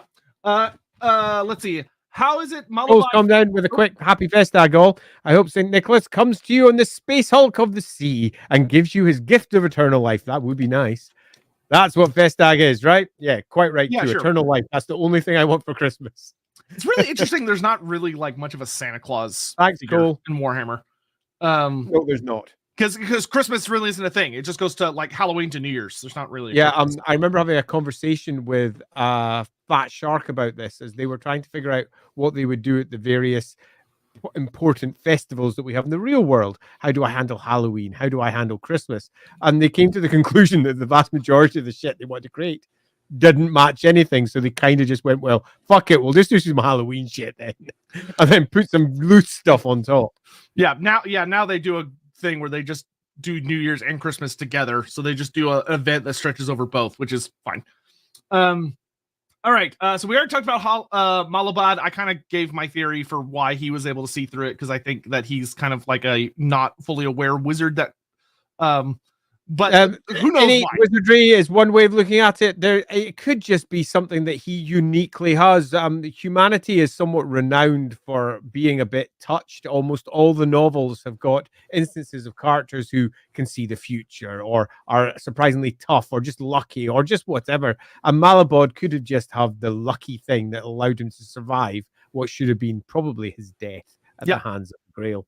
And to be fair, it could also have just not actually been the lady. Like, because he didn't become Good a Grail one. and he didn't die. And there is a false Grail. That's a really important thing. There is a false Grail out there Well, somewhere. I think I actually prefer that as a story. Yeah, so it could be that Malabod was tricked and saw something that somebody else wanted him to see. Anyway, how much does, like, there's really interesting multiple ways to interpret that story, which is fun. How does becoming a Grail Knight change the individual? As they're superhuman. That's the easiest way I could put it. Because it depends on the individual knight, which makes it really fucking hard to describe. Yeah, somewhat disappointingly, the rules for Warhammer Fantasy Roleplay 2nd Edition, when they were laid out, didn't cover this. They were too terrified. They were too terrified of the impact it would make on the rules because it would break the system. Because 2nd Edition Warhammer Fantasy Roleplay didn't have a very good top end. Once you got past mid-tier, everything just sort of mulched in together. So there was no way that they could make something look top tier without making it more powerful than a dragon or more powerful than something else. And I do mean literally significantly more powerful than a dragon. Well, they must have forgot about that when they made Night's Dark Masters. Well, even Night's Dark Masters, many of the vampires in there are relatively weak for all they look powerful. But yeah, not to get into it, Night's Dark Masters is one of the reasons why they didn't do the Grail Knights, was because, well, it didn't quite go the other way around, actually. But nevertheless, it should have been done. They should just break their systems and have fun with it. Anyway, totally. Let's see. Signals to be revealed, leaked for female knights of the old world. Do you think they're going to be changing a lot of the Chivalric code? There's nothing in the Chivalric code that says women can't be knights. Yep, nothing. That's not, like, it's literally just a cultural thing. It's not stated in the lady strictures. Yeah, and I have absolutely no problems with them going, yeah, we wrote that bad before, let's just change it, because they wrote it bad before. It was not well written, given the very nature of the characters they were discussing, and the fact that gender really doesn't matter to a fucking god. Yeah, like, yeah, I know. It's like, unless it's literally a god of men or a god of women, why would they care? Yeah. Let's see. Has any non-Bretonian converted to worship of the lady? Yes. It's rare, but it does happen. Can you discuss how Brettonia is far more Arthurian than French? I mean, okay, so this is actually a really interesting thing, that if you actually bother to study Arthurian legend, a lot of the, like, really big ones that we're all really famous for, they're French. They're French legends. They were written by French authors. So, yeah, like, if anything, Games Workshop took it back to its roots. Well, it is about England, and it was one of the things that really pissed off a lot of people back in the day, because they're like, what, they've just made France England? Fuck off. And that understandably upset a lot of people. But now we're 30 years after it's changed from one version of Brettonia to the other, and by this point I think we've built something that is, for all it's based clearly upon Arthurian legends, has become its own thing. The lady and everything she represents is so far removed from its initial creation to actually have become something that's super fascinating and cool in its own right. Okay, skipping the joke questions, though. Thank you for submitting those. I do like them. Let's see. Is the lady's blessing akin to a Chaos Warrior's mark? No, it's far more profound. Like, a mark of chaos is not nearly as powerful as the blessing of the lady. Yeah, which is impressive. I think it also says a lot to the difference between actually being a god that's alive on the material plane, so to speak, in comparison to one that's sitting in the great beyond, desperately attempting to shake the roots of the world, which the chaos gods are, by comparison, weak. Oh yeah, I'm sure the dark gods would love if they could manifest and literally like give pieces of themselves for their mortal worshippers to drink, but they're not allowed to do that because they would literally shatter reality if they did that. Technically started as Welsh questions on French. Yeah, whatever. Get out of here. I'm not allowing a historical argument. Legends are obviously going to be coming from, let's just say, the UK in general. A but French the man, a French stories wrote French. it. That's the important thing. Yeah, are Maldred and Malfleer still canon? And if so, does Malaban know about their history? Maldred and Malflare are still canon as of we know right now. Yeah. I really hope they're still canon, because if they are, then the old world takes place when they are about to do their whole thing. Which would be awesome. I'm going to disappoint a few people when I say this particular point, but there's not really any such thing as canon for Warhammer beyond what the writer at hand decides to be inspired by and draw detail from. Even though Games Workshop themselves have a very clear canon of books, that canon of books is only whatever their most recent releases were for their most recent game. So that means at the moment our canon is 8th edition Warhammer, End Times included, and that's it. That's the canon. Nothing else. None of the novels, for all they may be newer than some of the books that are out there. They don't count. White Dwarfs, they don't count. Nothing counts. None of the computer Andy's games definition is count. technically correct, but it's dumb, so ignore it. Just do your own That's thing. bullshit. That's actual bullshit. That may be technically correct, but for those of us who are playing the game, we've got loads of lore that we love, that we think is very much canon, is part of what we think the Warhammer world is. So the most important thing is always tell GW to fuck off. Anyway, so I think that's a good place to go. Yeah, it's our fucking Warhammer, not theirs, right? Yeah, right? As of the most recent updates, yes, they're still canon, and yes, Malabad knew about them, and there's a lot about them that probably influence Malabad's thoughts about how the lady is not what she appears to be. They are not kidnapped. That is a heavy loaded term. They are taken, arguably. They are often given, but loosely they come along. Good old what's her face herself turns up and says, "Hey, yeah, the Fey Enchantress, like imagine the Pope showed up. Arrives, goes, this kid," and they're all like, "Yeah, fair enough, off you go." It's not really a kidnapping; it's just a part of growing up in the Brettonia. Also, the Wood Elves are not that possibility involved. that if you're magical, you will go and you will learn how to use that magic on behalf of the lady. They are off to serve the lady. If, for example, you believe that all peasants that go to serve in a castle are kidnapped, then sure, it's kidnapping. But they're not. They're just taken by the local lord to serve in their castle now because they have been blessed to serve the local lord or local lady or whatever. There's lots of different words we can use, some of which will be more pregnant with negativity than others. But I think using kidnapped very much says what you think about the situation. I don't think kidnapped is quite correct. Yeah, but Boxagors. I do love Boxagors. I don't think Andy knows about Boxagors. I don't know Boxagors. What's a Boxagor? They're a new type of Croxagor that were introduced in Total War, and they have like old one technology, like boxing gloves. It's I have amazing. seen them. I love them. They're hilarious. I'm particularly liking the spelling of canon there, suggesting they're blowing shit up. Well, they do. They use geomancy to throw rocks. So Boxagors are quite literally canon, even if they might not be canon. Yep. Fast forwarding through a lot of stuff. How would we have handled the lady in the end times? We do not have time for that. That would be good for an end time stream. Have the lady or her followers made a return in Age of Sigmar? No, Brettonia was very explicitly left out. They kind of parodied Age of Sigmar, or they parodied Brettonia through the Maggotkin of Nurgle and the Flesh Eater Courts. They both parody what Brettonia used to be. Kid stealing, kidnapping, whatever, Hammond. Yeah. What do the ladies' demons look like? Depending on how you define the term demons, you could argue certain naiads would be like messengers of the lady or her spirits.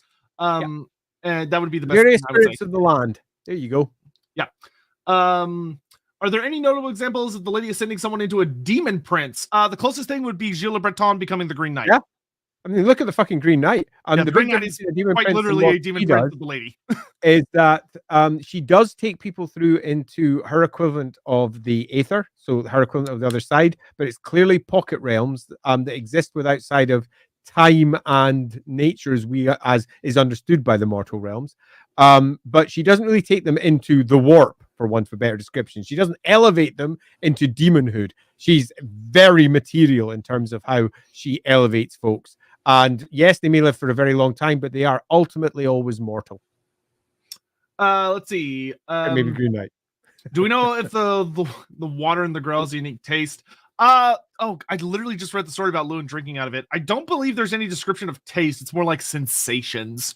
I'm unaware of what Gary's referencing. Rogue Kaiser.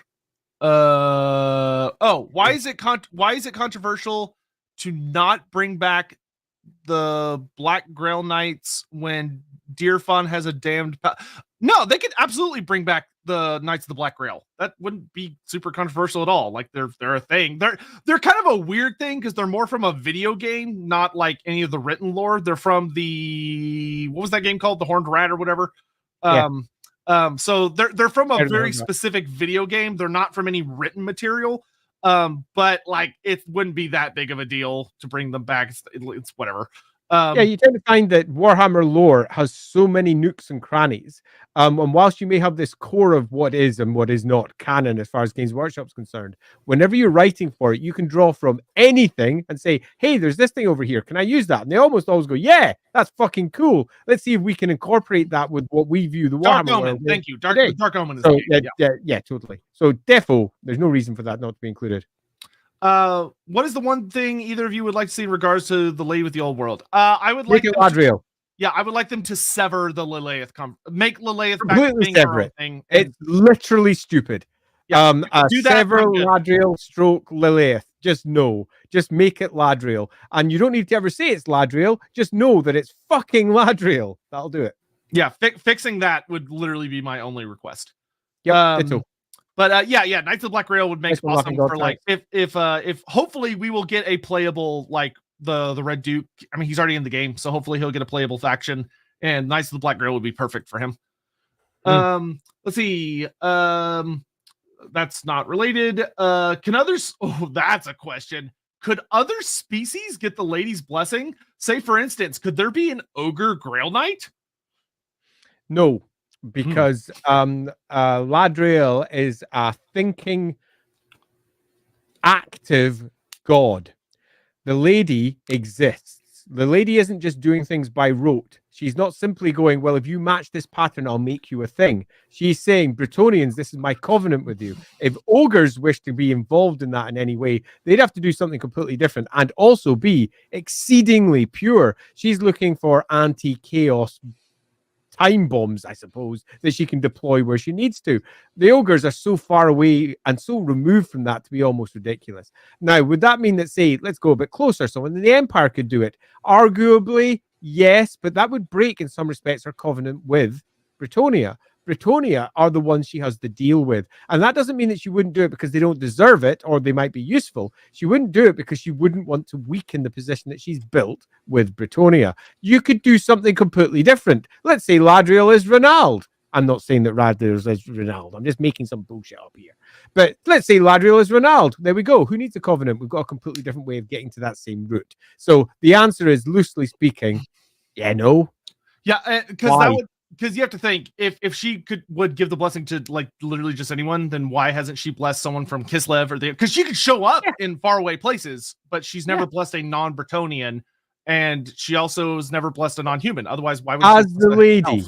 That doesn't necessarily mean that as the god has not intervened in another way. And I think that's where I would answer this question from, that as the lady, she wouldn't want to because it would undermine what she's built. But as a god, that's a completely different setup.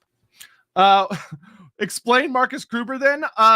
So Fat Shark did explain themselves, which is that he's literally a descendant of a Brettonian duke. He is Brettonian. He just happens to live in the Empire. Also, it's the end times and the lady's desperate, and he literally just killed like millions of scum. She's like, all right, whatever. I need more troops. I mean, he did literally kill 10 billion of them. Yeah, so he earned it. But he's a descendant. He has Brettonian blood, so like he technically would match the covenant.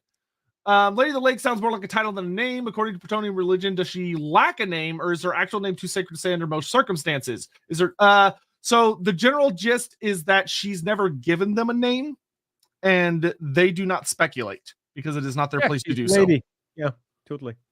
But yeah, no, she's just never given it to them, and they don't play around with that because the god is like real and like in the world. She has a title, and that's her title. I just take the first couple of syllables of her name anyway. Laddie. I mean, she's Ladrielle. Can you imagine if she actually did? She's already given her name. They just don't realize like, it. Hi, I'm Ladrielle. They're like, oh, the lady.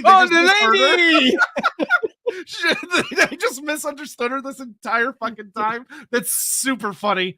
Oh my god, I would love for that to be the case. That Gilles and his buddies just totally misheard her. I am Ladrielle. She just never. Lady. She said lady. She said lady.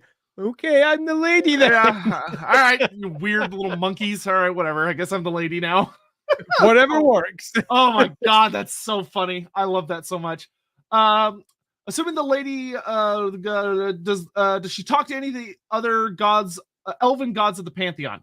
Not really. But she's probably That's an interesting question that I think would be answered in a separate stream, because the nature of her divinity is clearly different to the rest of the elven and just gods. It might be because of the role she has. She can't. Yeah, She might genuinely not be able to. She's not in the realm of the gods. She is quite literally in the physical realm, and that brings laws placed upon her, and that's the laws of material reality. She is quite literally separated from the rest of the gods. Yeah, and that could very much be part of her, the rules with Ashur and told her is that you cannot reveal yourself to the other gods. Yeah, super lonely. Yeah, not a good place to be. Does the lady have any legends connecting her to some of the more traditional overworld gods, such as the actual old god, the classical gods, or is she totally foreign to that pantheon? That's a great question.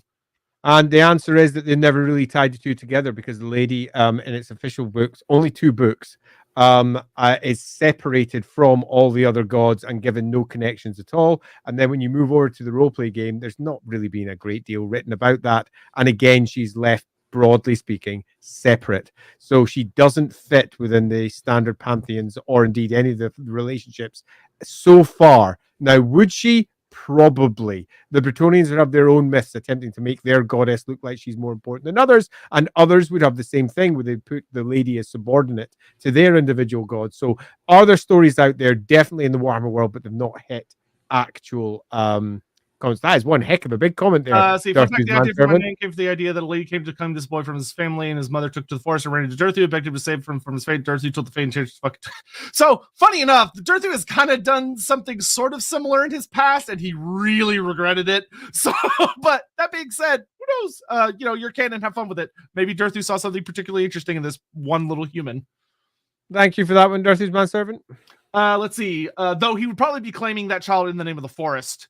Which could actually be very genuinely interesting.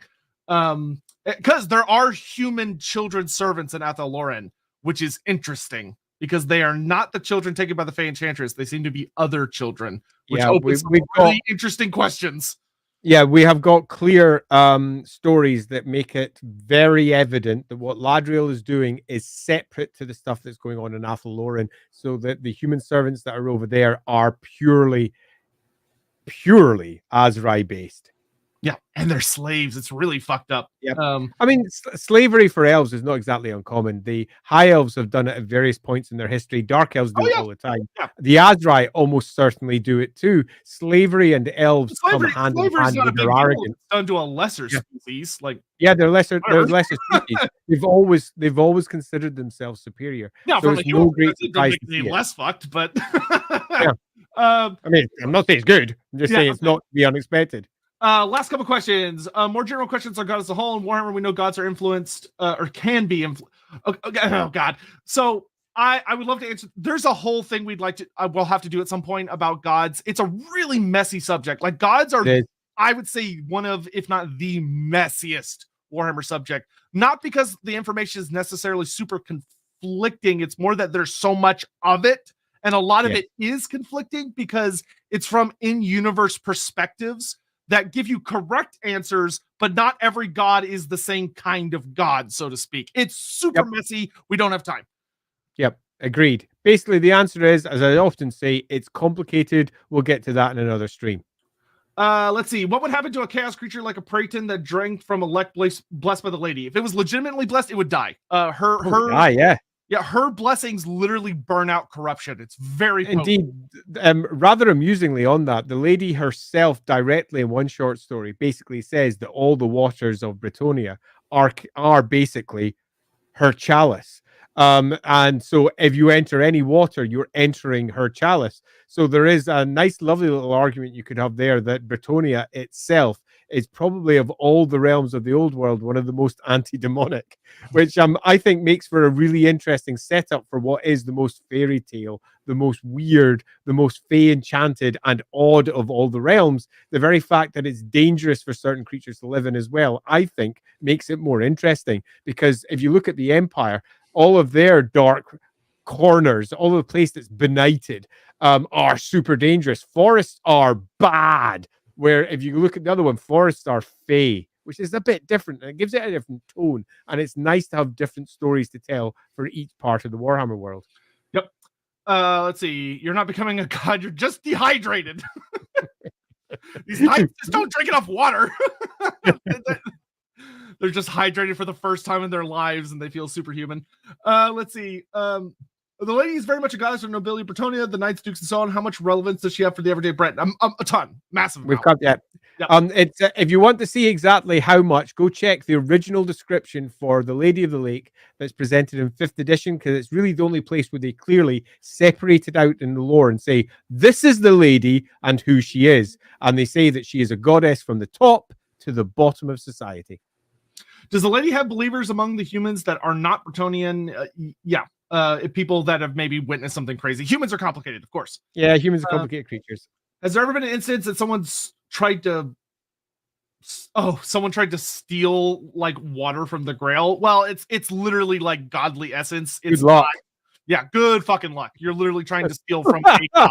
That good luck. I mean, if you arrive in the in Ladrielle's court, where she is surrounded by hundreds of wizards, all of whom she and others have been trained by, don't think that the human boys could disappear into somewhere weird and never do it. They're all trained by her. They're all there, uncorrupted in this pocket realm.